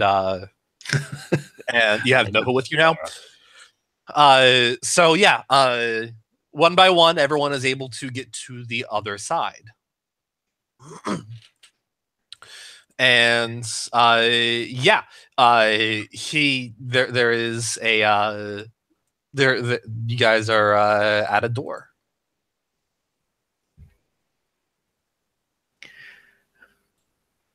Well, that's being introduced to Mr. Boot. I think you can just open it normally. Never. Trap Dorit springs you back into the lava. No jokes on me. It's a sliding door. So yeah, you boot it open, and find yourselves Shut in the back. shot squarely in the back. From someone in front of you. Very impressive.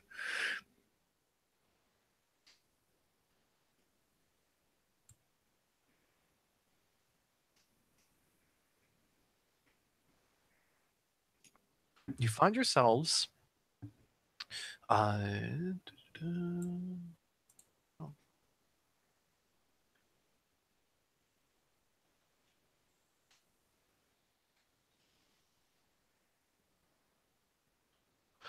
Find yourselves you find yourselves on a path that ends with the immortal words "Don't dead" open inside, scrawled across a fake wall, an obviously fake wall.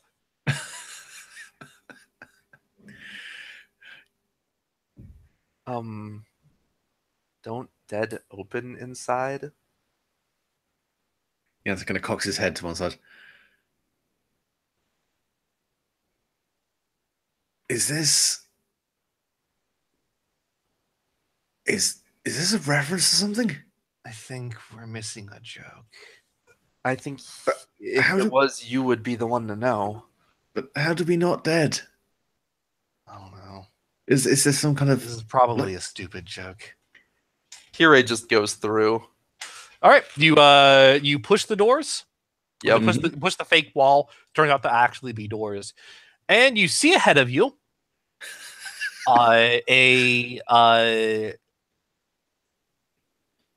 you. Oh my fucking god! What? Oh god. I forgot about this. Oh no.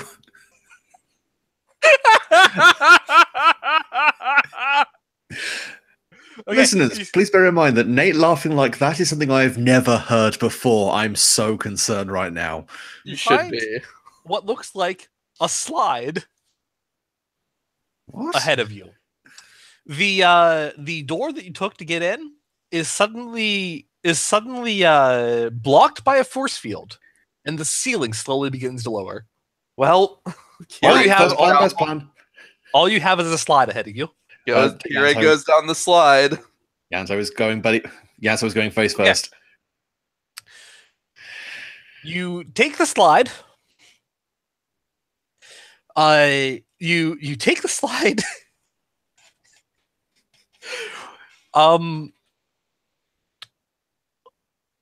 And I'm gonna call for something for catching yourself. I assume it would be the Warframe's movement or Yeah, I'm gonna or call a for relevant that. ability. I'm gonna call for that. Okay. Oh god. 280 wicked fast one. Pair of sevens? Okay, One you find guys catch yourselves on platforms as you are swiftly deposited into the lava room. Oh, you motherfucker! This room is literally just to deposit you into the previous room like a jerk. No. This room specifically deposits you into the platform room, which hilariously is where you just came from. Which is what Kaite did because he actually mentioned specifically being deposited into this room. Yes. Oh,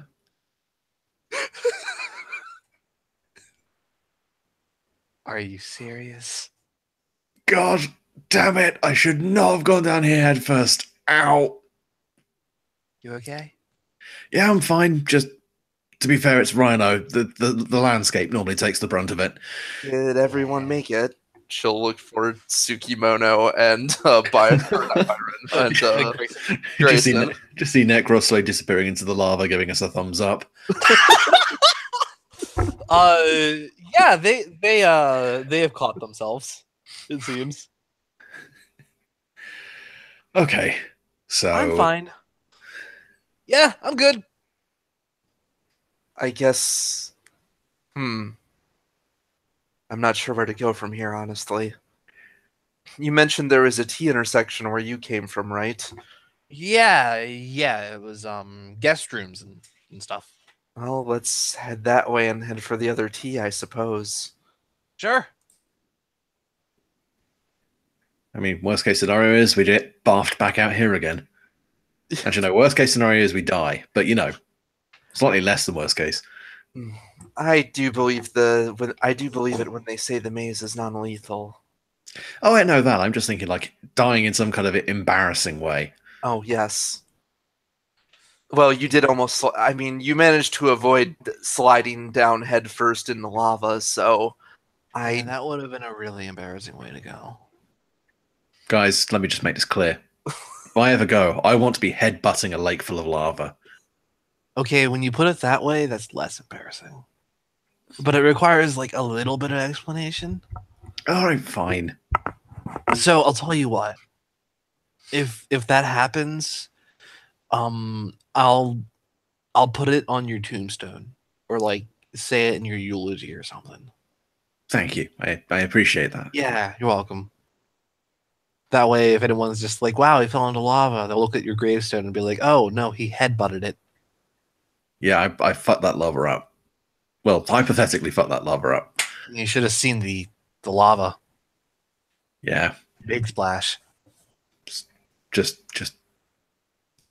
I got it. Just before I hit it, I'm just gonna go have this, you slag, and then Ooh, that's good. see, geology pun. Where are we going again? Everyone I else want is them to gone. look and everybody else is just already Yes. Yeah. Not- Everyone not else has even- already gone into the guest rooms. Yeah, I was gonna say, not even waited. They've all just left. You should catch up. Ah, damn it. All right, fine. All right, so you head to the guest rooms. You can head. You come out from a hallway that is marked by a tasteless Kubro picture. On the other side of the hallway is marked by a tasteful clown picture. And then there is the guest rooms themselves and southbound. Yeah, like lets out a small yelp when he sees the clown. Oh Which man, way you scared of clowns? I don't trust anyone who's allowed around children while looking like that. I take it you will not be a fan if we find Mirage. Oh no, Mirage is fine. That's Harlequins. Harlequins are fine. They're a lot more Renaissance fair. If you say so. Trust me, there is a very distinct difference between a jester, a Harlequin, and a clown. Normally, the amount of bodies in their basement. If somehow Trinity gives a condescending nod. Of course there is. Damn it, I've seen it. So which one has more bodies in the basement? Just so I know which one to avoid. Well, the clown obviously has the most bodies, but like Grayson, which way did you come from? oh, sorry. She says, interrupting that noticeably. I came from the other side.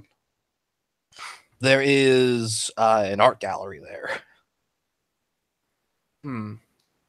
I Don't guess- get caught. I I got caught like a dozen times. It's really annoying. Is this some kind of mandatory stealth mission? Yeah, man. It sucks. I'm bad at this. Oh, can we not? Another reason I should have brought Loki. Hey, I'm really good at this. I got this, guys. Well, do we want to go there or try the other door? It may be difficult for us to do a stealth mission with 5 people. You can say it. It'll be difficult with me. I mean, it is always difficult with you. It's gonna be the most difficult with Grayson, actually, guys. I hate to burst anyone's bubble, but this guy right here, he's the worst. Oof. Hey, I'm right here. I know. And I'm also right here, and I thought I was the worst. And Do now you suddenly want to got a have a contest of who's the worst? some kind of who's best of the worst? Yeah. Some kind of belt, maybe, or crown, or maybe a sash. Ooh, a corsage. Tsukimono is standing next to Kirei, just being like, "So Kirei, where do you want to go?"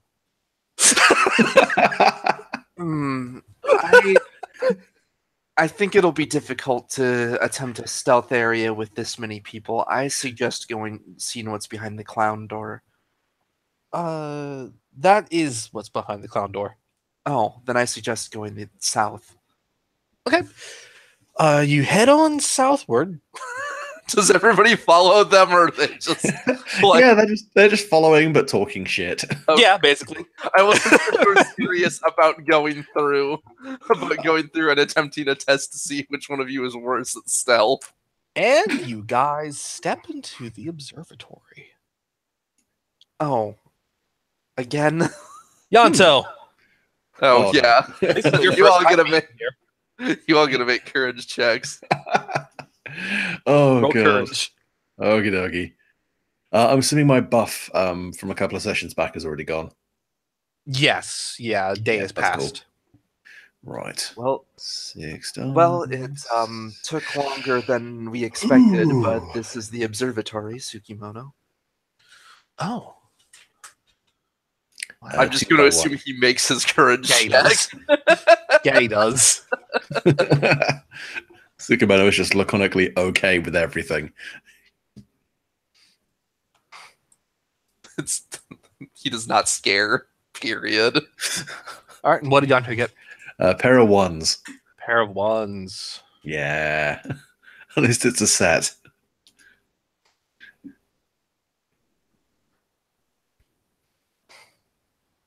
Okay.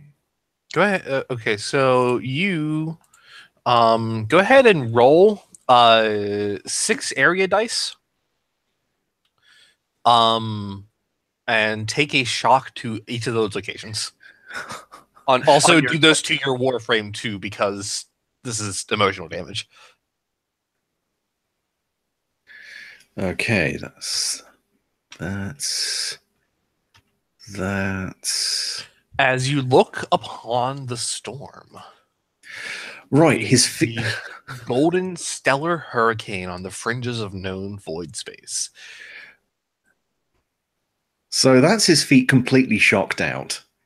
Because Yeah, I got 1, 2, 4, 5, 6, 7. So feet are completely out, guts are at 1, and hands are at 2. So he pretty much just kind of falls to his knees, looking incredibly pale and shaken. Yeah. Well, no one sees you being pale and shaken as you're in Rhino at the moment, but yeah, you fall to your knees, and Anna, still unable to take her eyes off of the storm, bends down and helps you up. What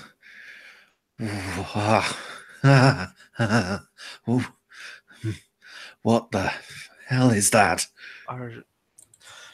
That would be the storm.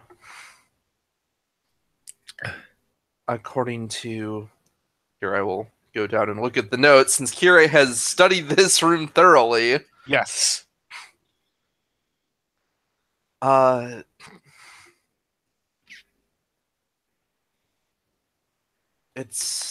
Zypho seemed preoccupied with it. He notes that it functions almost like our theories on black holes. However, he seems to suspect that it affects more than 3 dimensions. There's something we cannot clearly observe is happening there.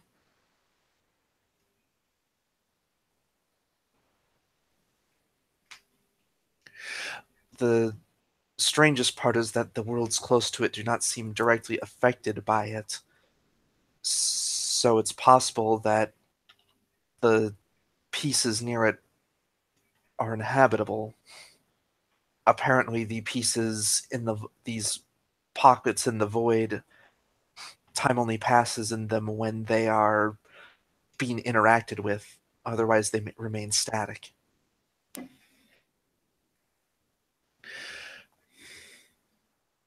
Okay. Well, that's fascinating. Yeah. When you hear Grayson just say, that makes a lot of sense of some things. Oh, These rooms, they're not connected. Did correct. anyone else notice that? Indeed. They appear to be. When we enter a door, we appear to be passing through a portal instead.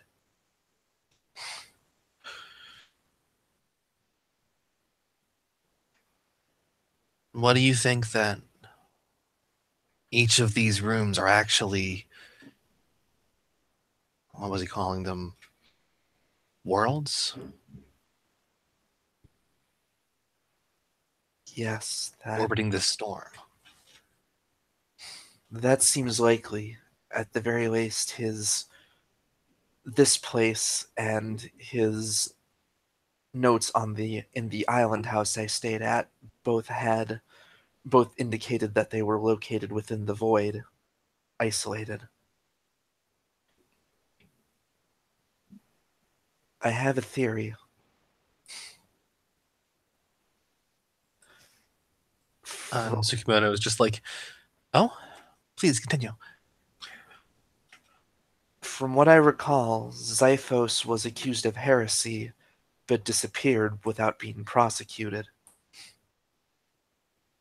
I suspect that he escaped to one of these worlds. He would have had with all the gadgets he built here, it seems like he would have had the technology to do so.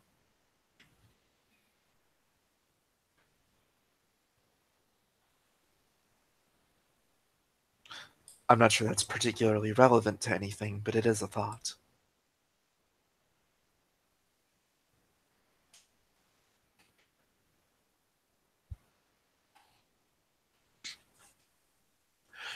Anna she just kind of goes, hey, are you good to stand? Yeah, I'm good. Okay. I'm good. This is all just a kind of No. just. Yeah, I almost did the same as you. This is a lot.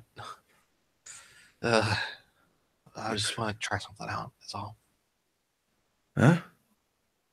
And she walks over to the computer that Xiphos used to monitor the storm.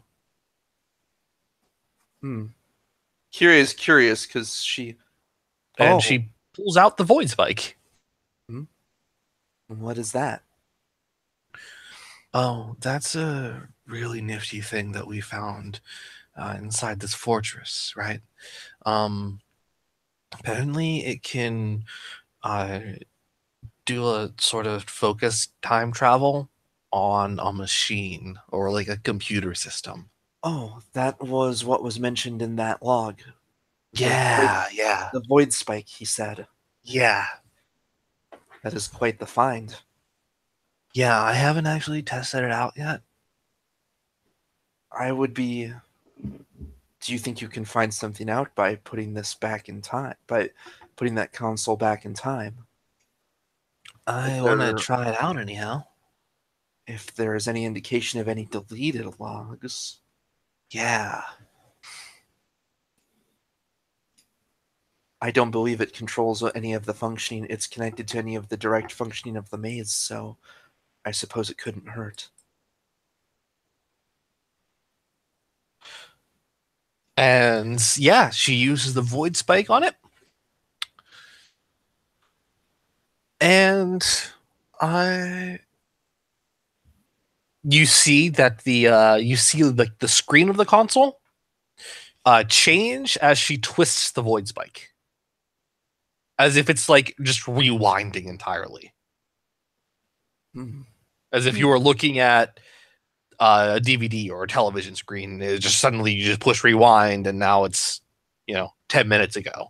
And so she does this a little faster. And Let's go ahead and roll a thing. Okay.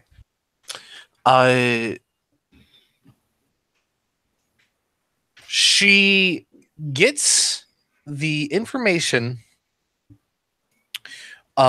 She gets observational reports of one of Xiphus' experiments. That's interesting. He sent one of his void ships into the eye of the storm. Automated, without a crew. And he did not observe it breaking up, even though it wasn't one of these self-contained worlds. It didn't break up. It didn't collapse. It didn't spaghettify as it would nearing the event horizon of a black hole.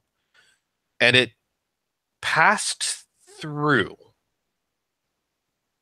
And from that point on, he had absolutely no contact with it. He couldn't recall it. He couldn't use the autopilot. It was just gone. However, the one thing he noticed is that and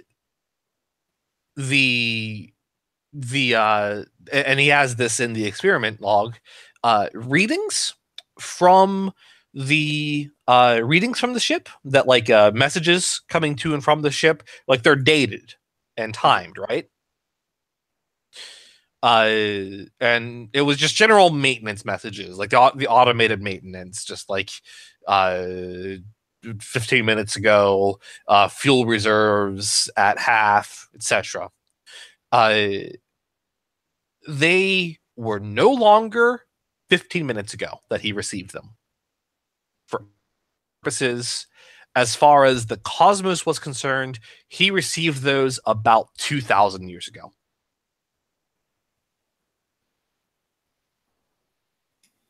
That doesn't make any sense. His deduction from this was that whatever happened when it passed in through the storm, its entire history was rewritten.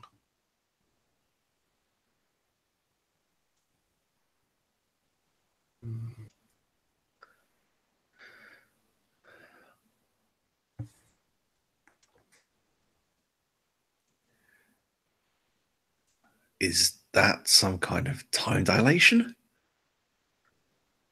I suppose, but I've never heard anything like it.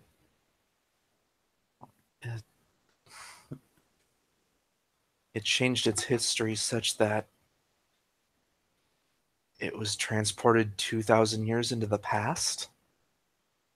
Or he'd been receiving the messages 2,000 years in the past. Looks like he didn't recall it happening. Looks like he recalled it happening 15 minutes ago. Right. Even though the automated messages were... Did this console even exist 2,000 years ago, though? Well, I can see. I'm thinking of something. I'm overthinking this, aren't I?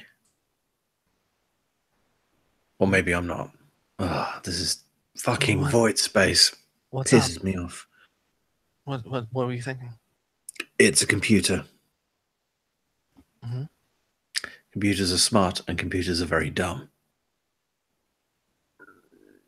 It doesn't necessarily have to have told it. It doesn't necessarily have to have moved the ship 2,000 years in the past to make it sound like it had come from 2,000 years in the past. It would merely have to have corrupted the data, something along the chain. Or, for all I know, it genuinely could have created some kind of dilation effect that put either his observation point or the ship in 2,000 years away. At the very least, the ship's logs thought it had sent them. The ship he sends logs thought it had sent them 2,000 years ago, which is what this recorded.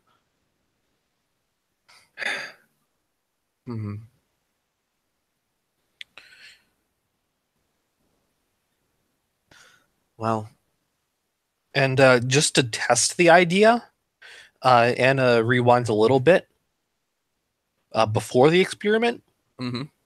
and all the data that he had recorded from that spare void ship is indeed 2,000 years off. She goes back even further, and that seems to just be a consistent thing. It's always 2,000 years off. It's always that ship. Any reading from that ship is 2,000 years off.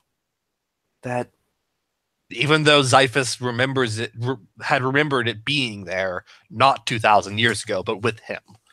that is. Oh, I Okay. wish to point some.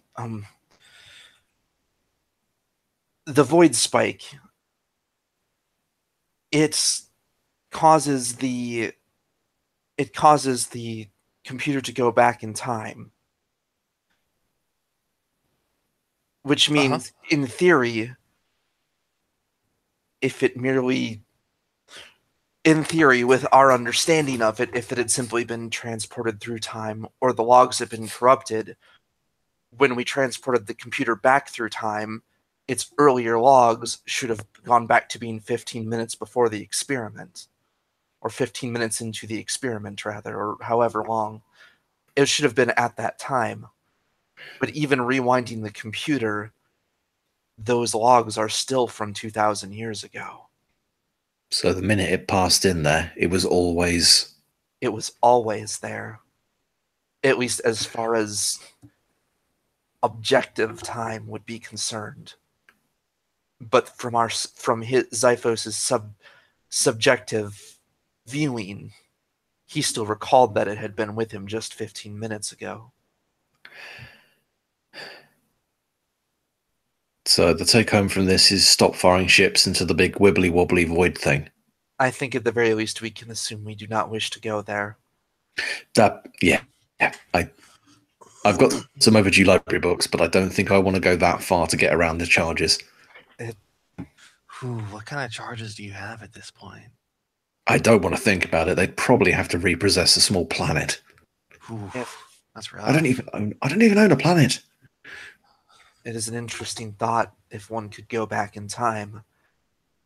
However, there is no guarantee that the ship's history has changed, but we have no way to confirm if it actually ended up there safely in some capacity.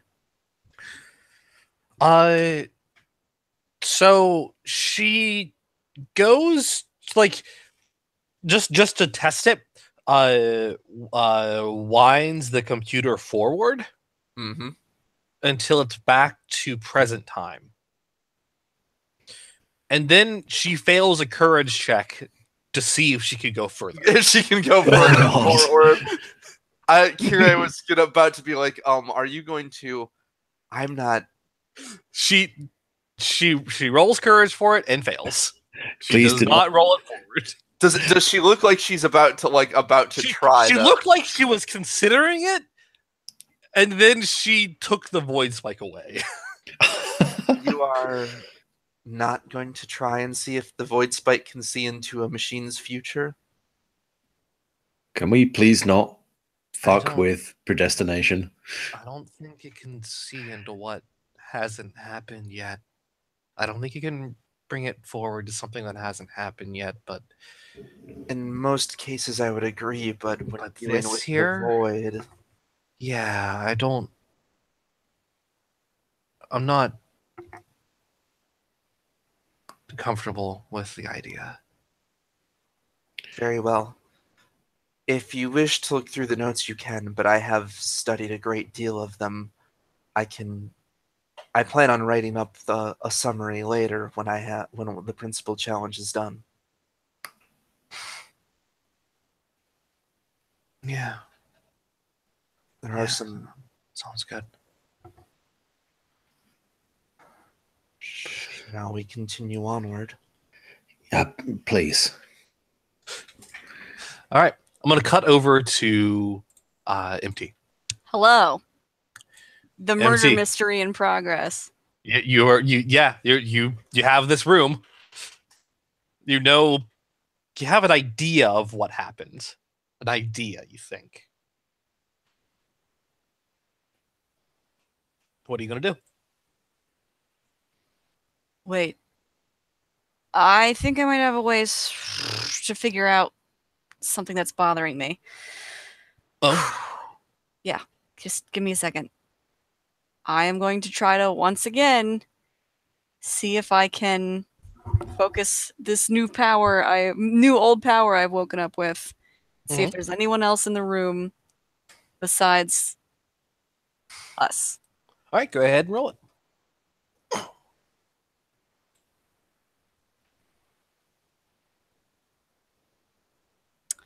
2 4s?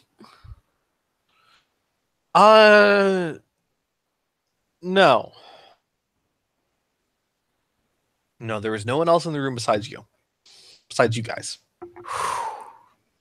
Okay. I think we're alone. Let's maybe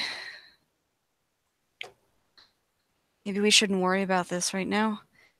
Maybe we should just try to do the sharpshooting challenge and get through the room. Should we move his body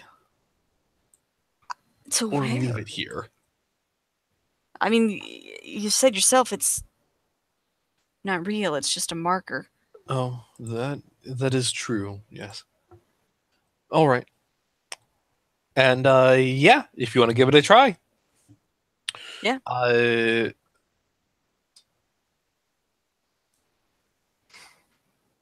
Go ahead.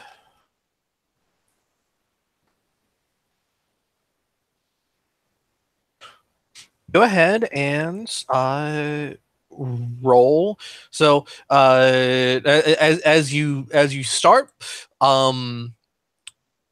you will also have Byron's help, so you will add an extra die. Cool.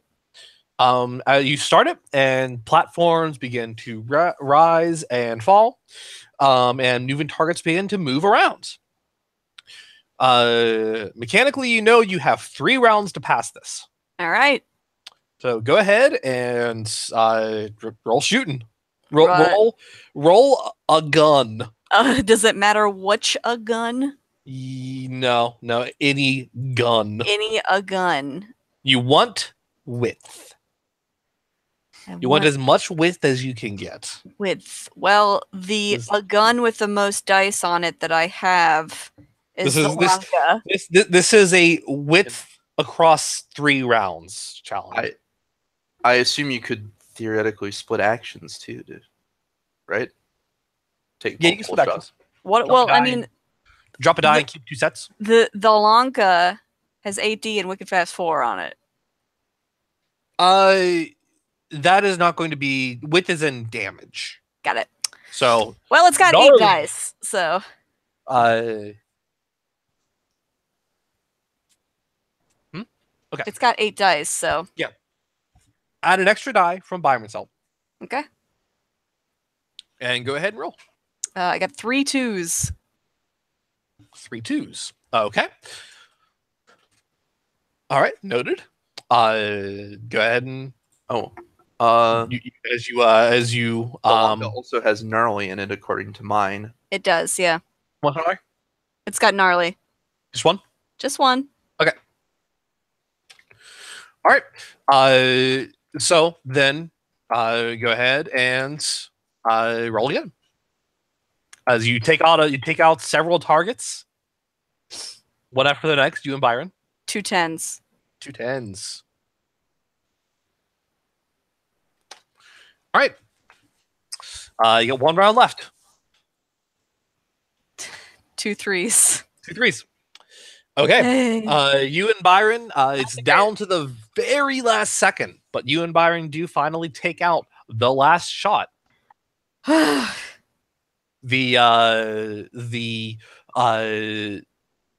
force field at the end opens. You know, when I first started off, I used a gun for everything, but now I feel like it would just be easier if I could use a sword. I agree.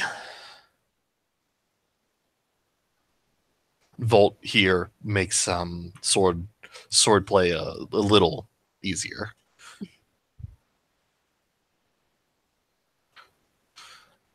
So, because you passed,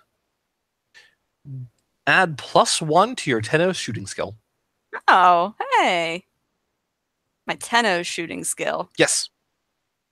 Uh, Be on your character sheet for hands. Hands plus shooting. Hands plus guns. you know what? I'll just put plus guns on there. How about Sure. that? Plus gun. I have a gun skill now. Yes.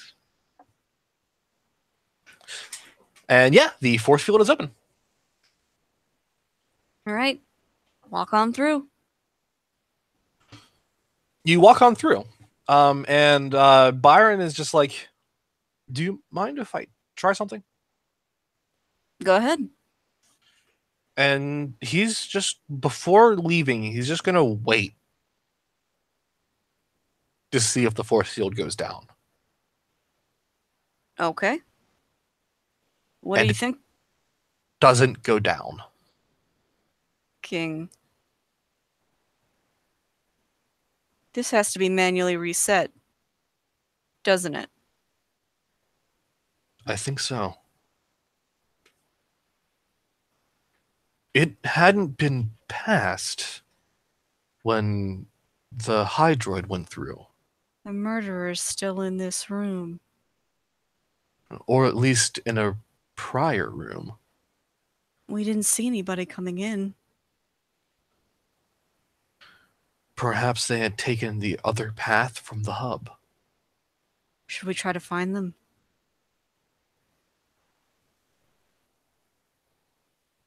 He shrugs and looks to you. We should try to find them. All right. And you rush out back towards the hub. So we And- take the only other door that we didn't take. But it's gonna be awkward if you manage to run into us. Awkward Well, or you're gonna perfect? think one of us is the. Someone. I mean, you here all have a is a motive. murderer. But we also at four, if not 5 of us have alibis as well. A likely story. You enter the transference chamber. It is very large room.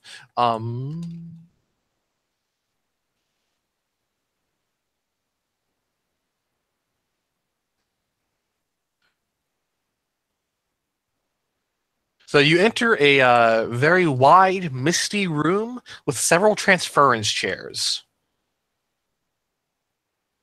Looks like there is a pedestal here that had something on it, but that something is missing now. There is a distinct sound of a audio log, which you're able to quickly find, and you can go into the document and get the transference Yeah. chamber.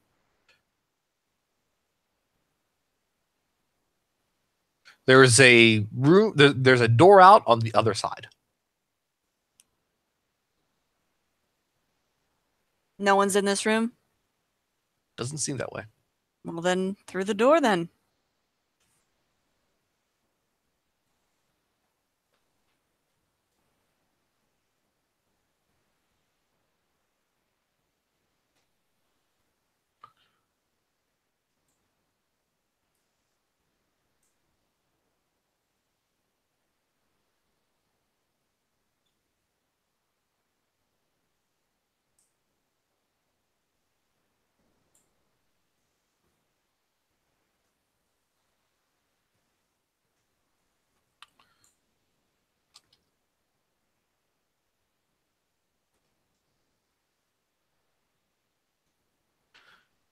Okay, so you come out into what appears to be a very, very large kitchen. It is a very busy night. There are robots everywhere. Kitchen? There is several stoves, several ovens, several a lot of places for cooking and preparing food. and a surly robot is just shouts at you. Oi, you! Huh? Get back to work! Work? Yeah, you! Get back to work! It is very busy right now! I do not have time for your shit! What am I supposed to do? And he points to where there is an infinite number of vegetables that need to be cut. Well, not infinite, but a very large pile of vegetables need to be cut. I've got a table of 50. They all want fucking salads. You're gonna make us some fucking salads.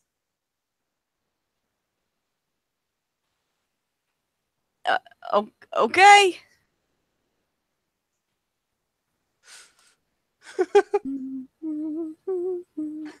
can go ahead and roll slash dash? Sure. 1 second. Da, da, da, da, da. Ba, ba, ba, ba, ba. 3 1s or 2 8s. I like 3 1s because that implies I do it fast but very sloppy.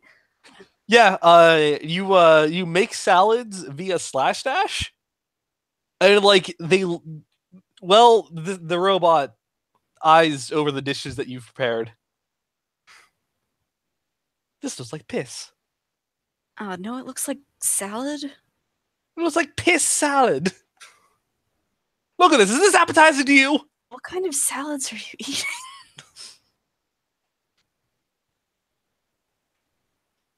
Do it again! He throws them out. But it's still perfectly good. Again! It's still edible. Slash dash the chef. No, that would be rude. This is his room. You don't yet know that there are challenges that will lock you out if you try and solve them with violence.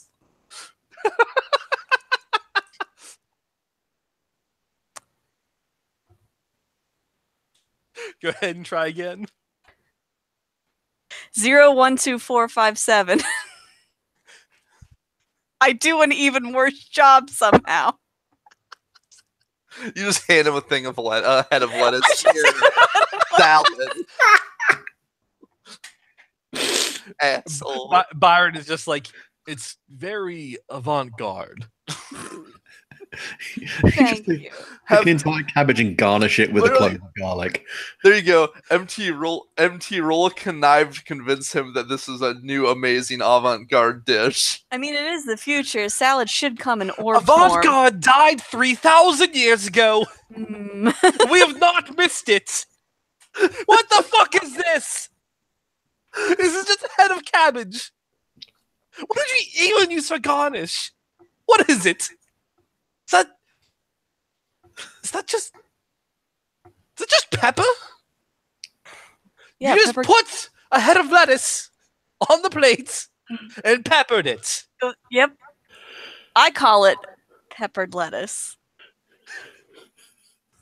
Wow, that is so fucking creative. Thank you. I was being facetious. Thank you. He takes it and he throws it out. Take your peppered lettuce fucking brain and wrap it around the simple concept of a fucking side salad. Okay. I can do this. Cut him in half. No. You know you want to. No, I can do this. Quiet conscience. Look, clearly the problem. I don't need speed. I need to cover more ground. So I'll javelin the lettuce. Go ahead. You do realize that has area on it, right? Go ahead and javelin the lettuce. 2 8s. Are you going to make a salad kebab? Okay. So with Byron's help, He goes to the grill, I guess. And like uses Volt's speed in order to just like rapid fire make up some chicken. And you basically take the concept of a salad and using energy spears take chicken and other various and then vegetables like tomatoes and onions and other shit and turn it into a juicy kebab.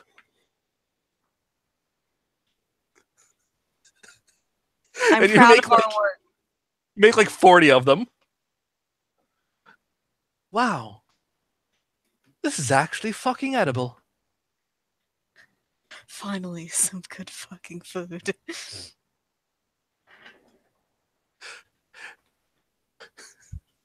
I'd be impressed if this was what they fucking ordered.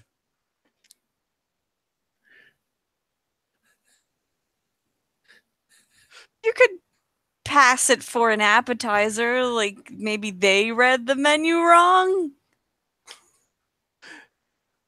I'll let them know that our cooks don't understand the basic premise of a salad, and that these appetizers are on the fucking house. They might really like that.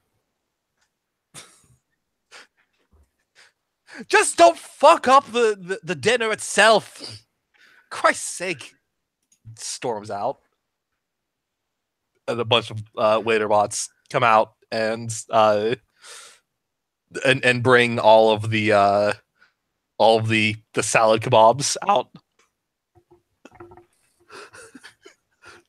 Is there another door? Can she just leave now? Look, it's not a salad without some kind of meat in it.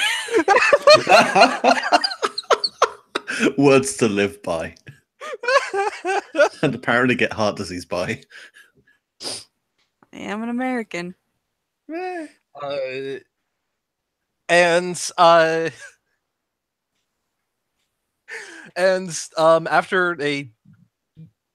if assuming you don't go anywhere, are you gonna like wait this out and see how this challenge goes? Yeah, I mean, I'm this deep in now. Sure.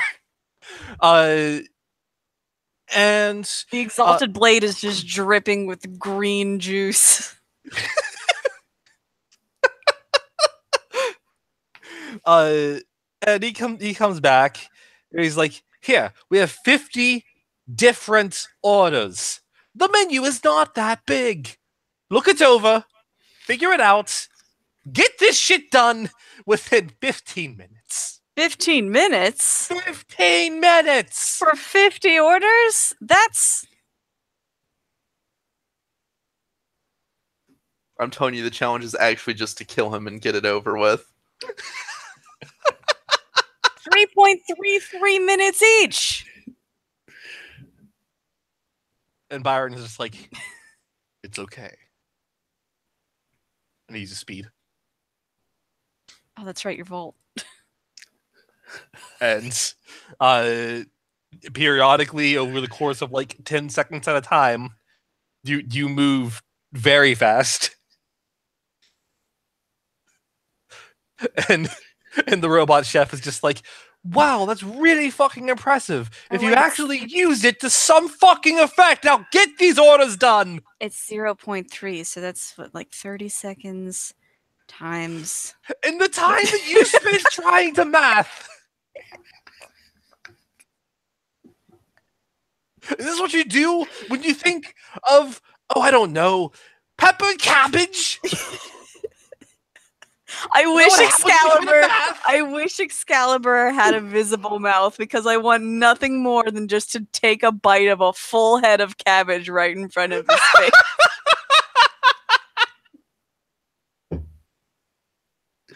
14 minutes!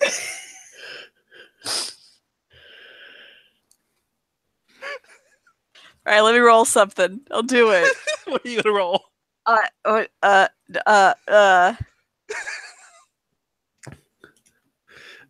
God, Excalibur doesn't have many useful cooking things. I mean, maybe the sword to like do the prep.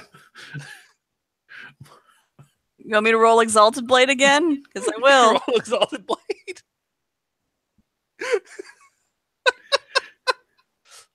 All right. I'm telling you, he's just seen how long you're gonna put up with this. I rolled 2 10s. Fucking Iron Chef. Literally.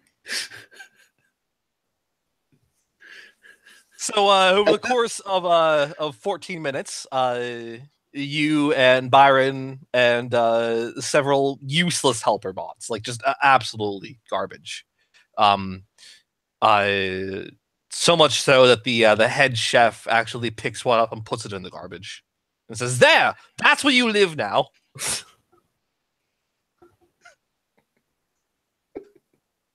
Thanks, chef. So over the course of 14 minutes, you do finally put together all of these meals.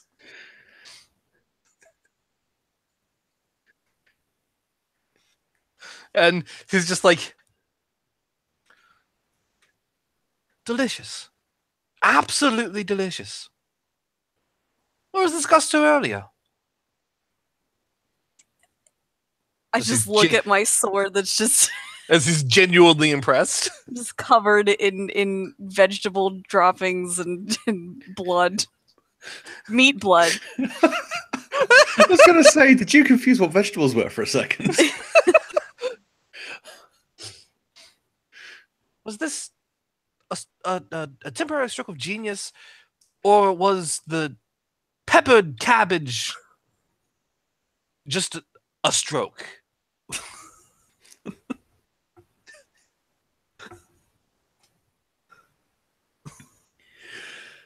He sends the orders out. And finally, the last thing. It is tonight's dessert course. At this restaurant, we pride ourselves in our desserts. If you fuck this up, you're done. You're gone. Ruined. To the trash. Man, Like him. never be able to get a culinary job in the maze again. Here are their orders. Thanks, chef. So I'm guessing I can't cut desserts unless What I are you? take How are you going to prep desserts? oh boy. Hmm.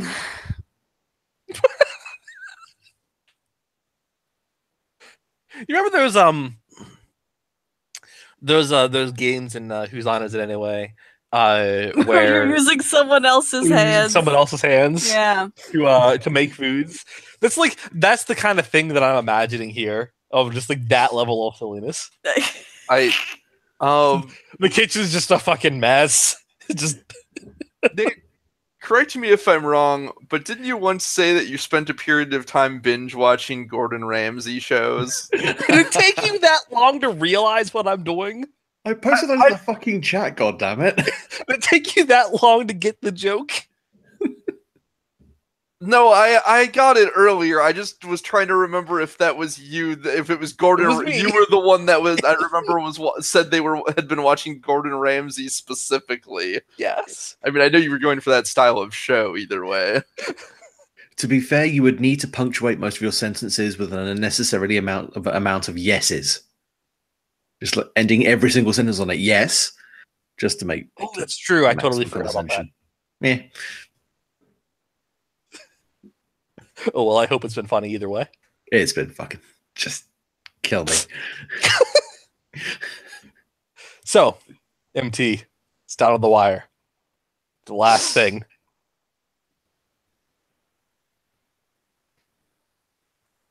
How are you going to make these desserts?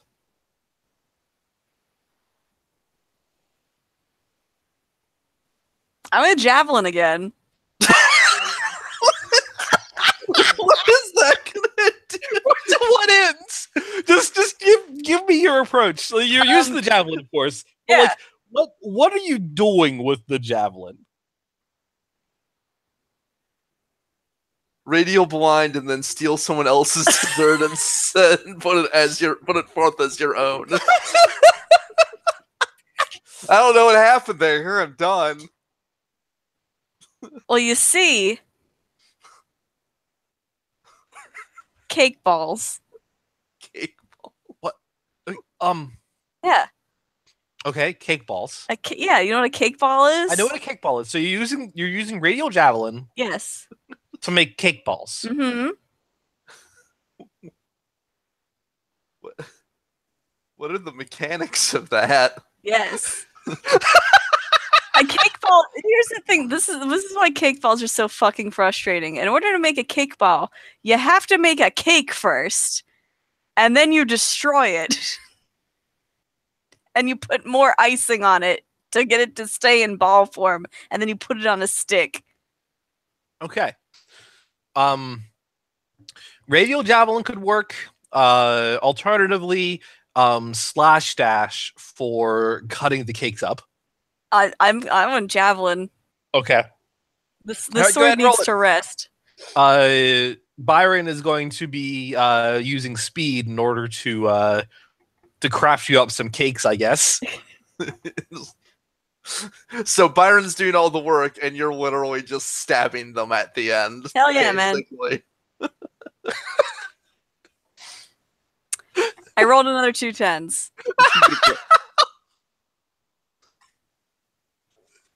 Absolutely beautiful.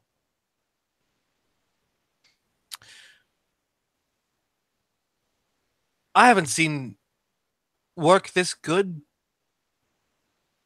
for about 500 years. Truly impressive. And he takes them out, and there's some applause and cheering amongst the kitchen of just like, yeah, they got through the fucking bit, they got through the night. Hell yes. No one else has to go in the trash. And after a while, he comes back and is just like, so the two of you came here for a reason. Not just to make damn good cake balls. That's right. He awaits your explanation. We're looking for a murderer. Did anyone else come through here?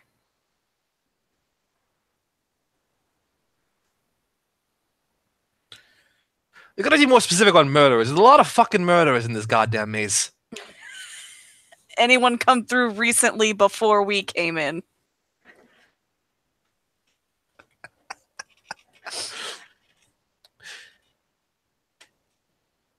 No.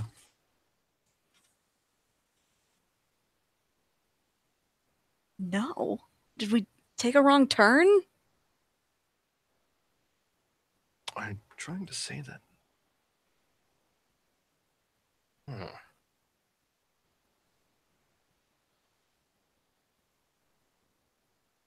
But if there's a specific ruthless bastard that you want to go see, he motions to the back door out of the kitchen. And you figure out what this room can do. Since you have successfully gone through this particular kitchen nightmare, you can give this head chef robot, a general idea of where you want to go, and that's where that door goes.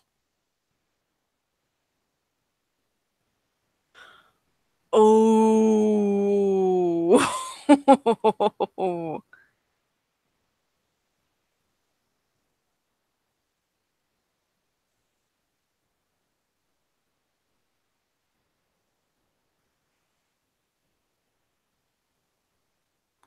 Byron, Empty. We could have him take us to the end, take us to the whole goal of the maze.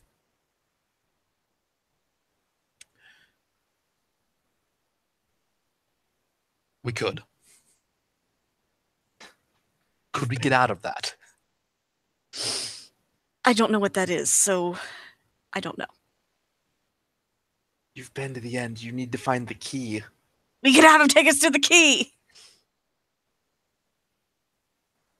That is required to open the end of the maze. Thank you, voice in my head, for reminding me. That's what I did last session.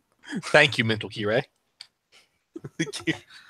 I am always with you, That's really spooky. silently berating your decisions and I- suggesting better alternatives. Kirei, I have like 3 other voices in my head. Could Hey you guys, not? what's going on in here? Oh, God damn it. Wow, that's quite a party in here. You're not even in this Hey, arc. man. Dude, it's been so long. How are you doing? I haven't seen you in forever. Ah, come here, you.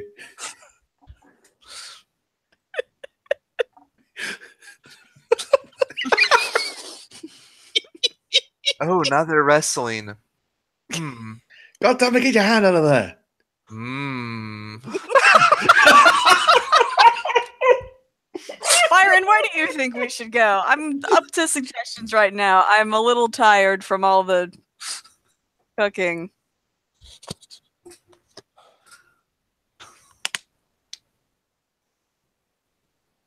I have an idea. Shoot. We go to wherever, because the maze is going to change soon. Yes. It absolutely is. You're tired. I'm tired. I suggest we go to wherever that void key is, That sounds like the best idea. and then use that place to sleep, essentially, and take care and finish this when we're rested. And even if the maze does switch, we'll have the key. Indeed. All right. Chef? Yes. We want the void key. Can you take us to the room that has it? She wants the fucking void key. Well, there you go. Just go through those doors. You'll go right to the fucking room with the void key. Thank you, Chef. It's been an honor. Bow. He returns the bow. And you guys step out the door and find a massive vault. There is an entry hall that is there's an entry hall and that like has several like couches and chairs and just general places to sit, and a hallway that leads past that is patrolled by robotic guards. They don't seem to actually come out into the entry hall. They seem to only be preoccupied with keeping anybody from getting into the hallway beyond it. You can see at the end of that hallway appears to be a vault of some kind. The void key is here somewhere.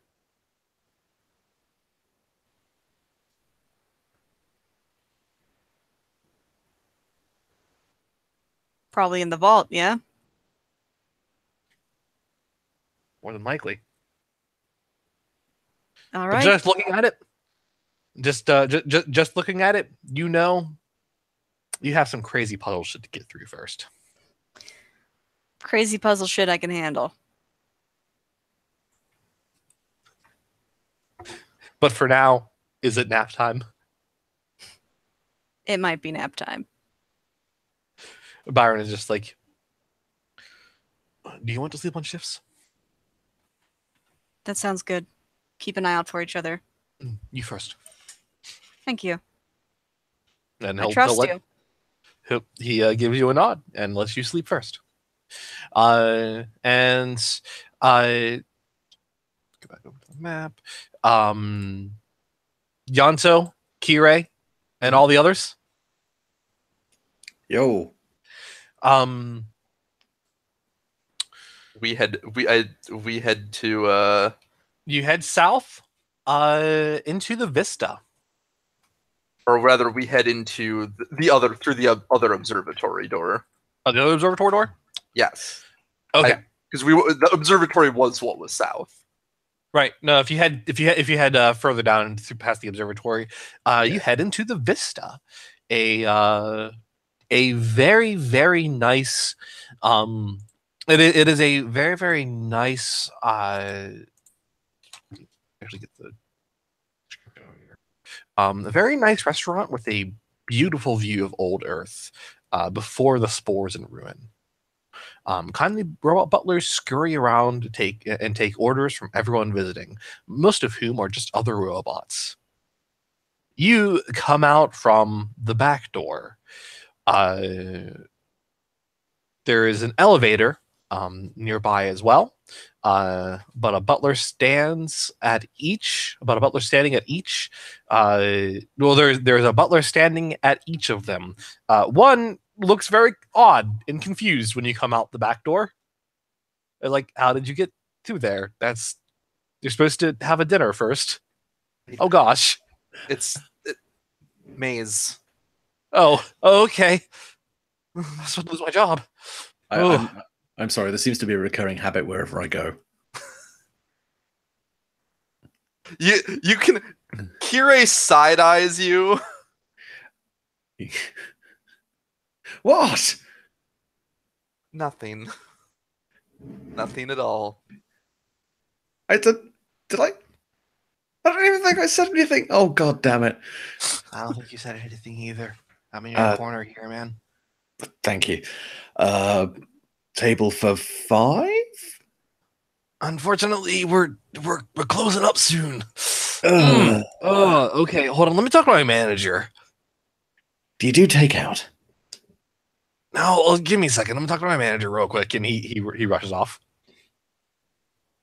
We must be hitting near the reset time, I take it then. Most likely. Yes, Yeah. that seems to likely be the case if they're closing up. And a manager comes by. We appreciate your interest in our restaurant in the Vista, but I do regret to inform you that we will be closing. There are guest rooms available. For your convenience, we can arrange for the guest rooms to be attached to the guest rooms to directly lead into the main entrance of the Vista in your next rotation.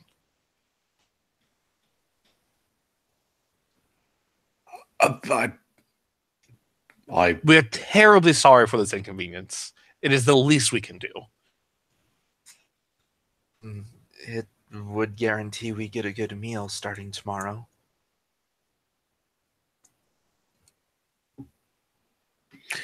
I'd be okay with that. Right now, to be honest, I pretty much just need to lie down somewhere. Yeah, I'm with Yanto here. I'm really tired.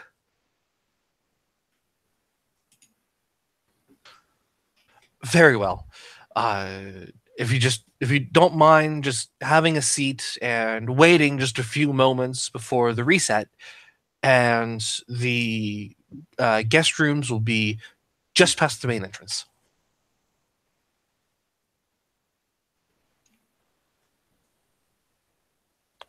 And after a moment, the reset happens. You feel a slight shaking that mostly comes from the doorways, actually.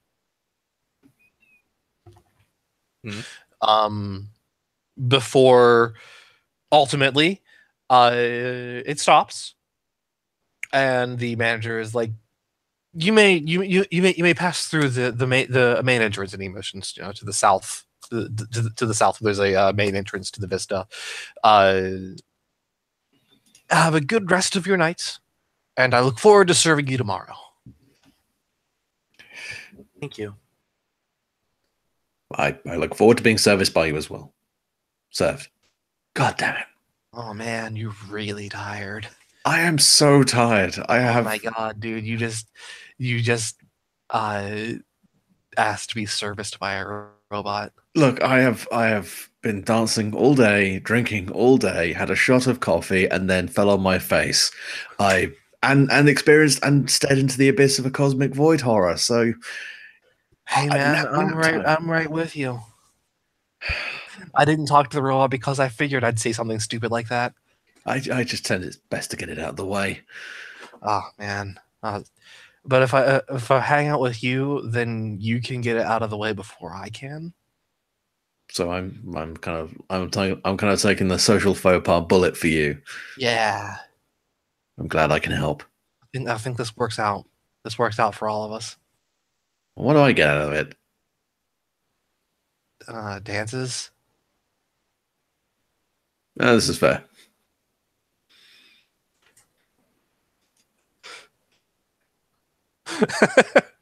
And yeah, you guys head south into the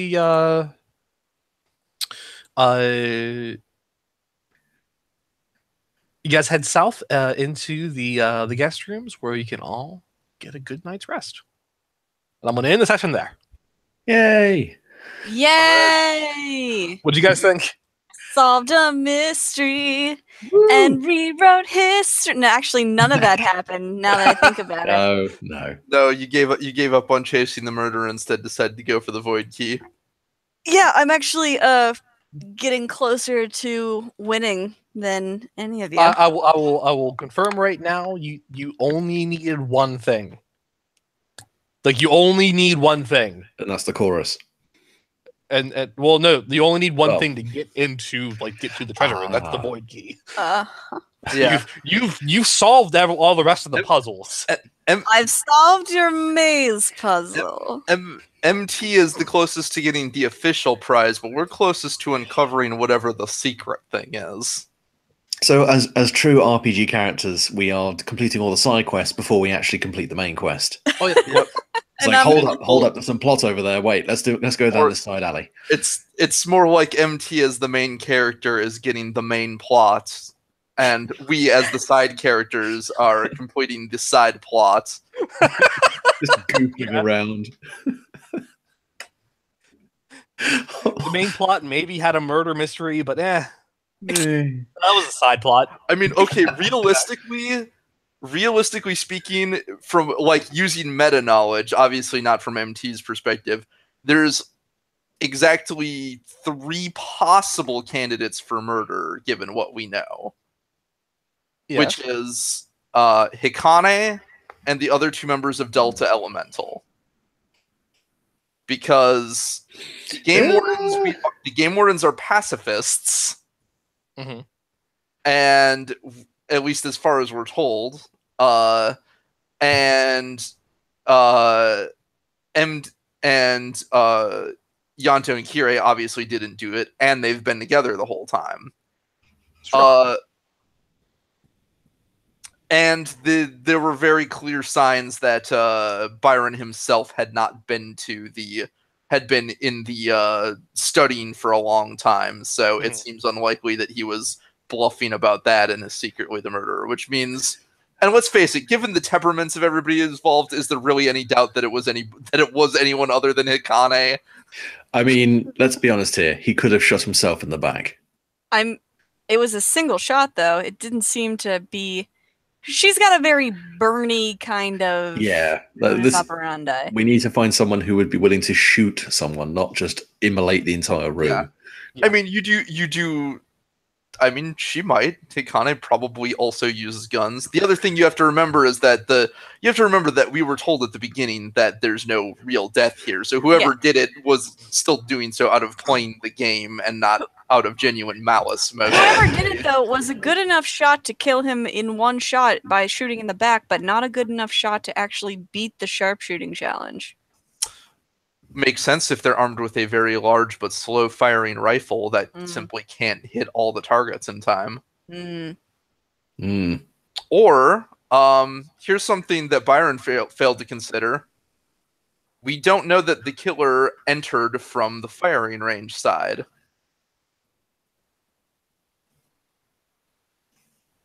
Or from the side with the console. Remember, you can enter the wrong way. They could have entered from the side with the force field's covering. They would have been stuck though. Wouldn't they have? Unless Kaite had already cleared it. Or unless there's an emergency override in there that lets you get through if you start on that side. It doesn't seem like there'd be anything that helpful in this fucking place. I'm just saying, it's the logs.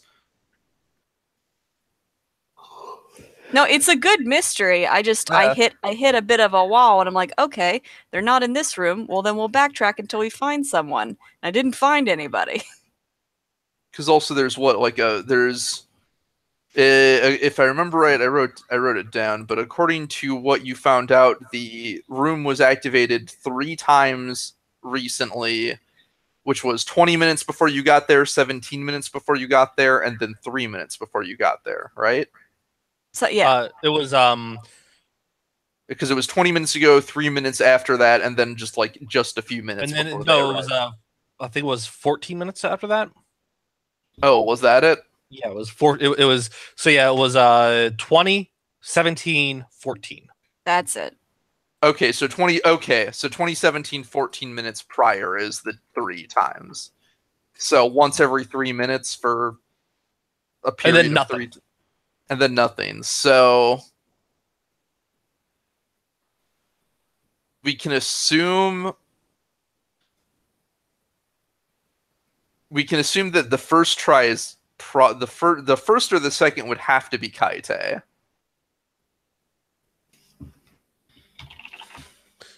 Well, consider that. Consider that mystery a little bit if you would like. But Luke doesn't need to go to sleep. Okay. I would like to go to sleep at some point if that is Sleep. okay. So glad you guys had fun. Everyone gets an experience point. Thanks. Good night. Good night. Night.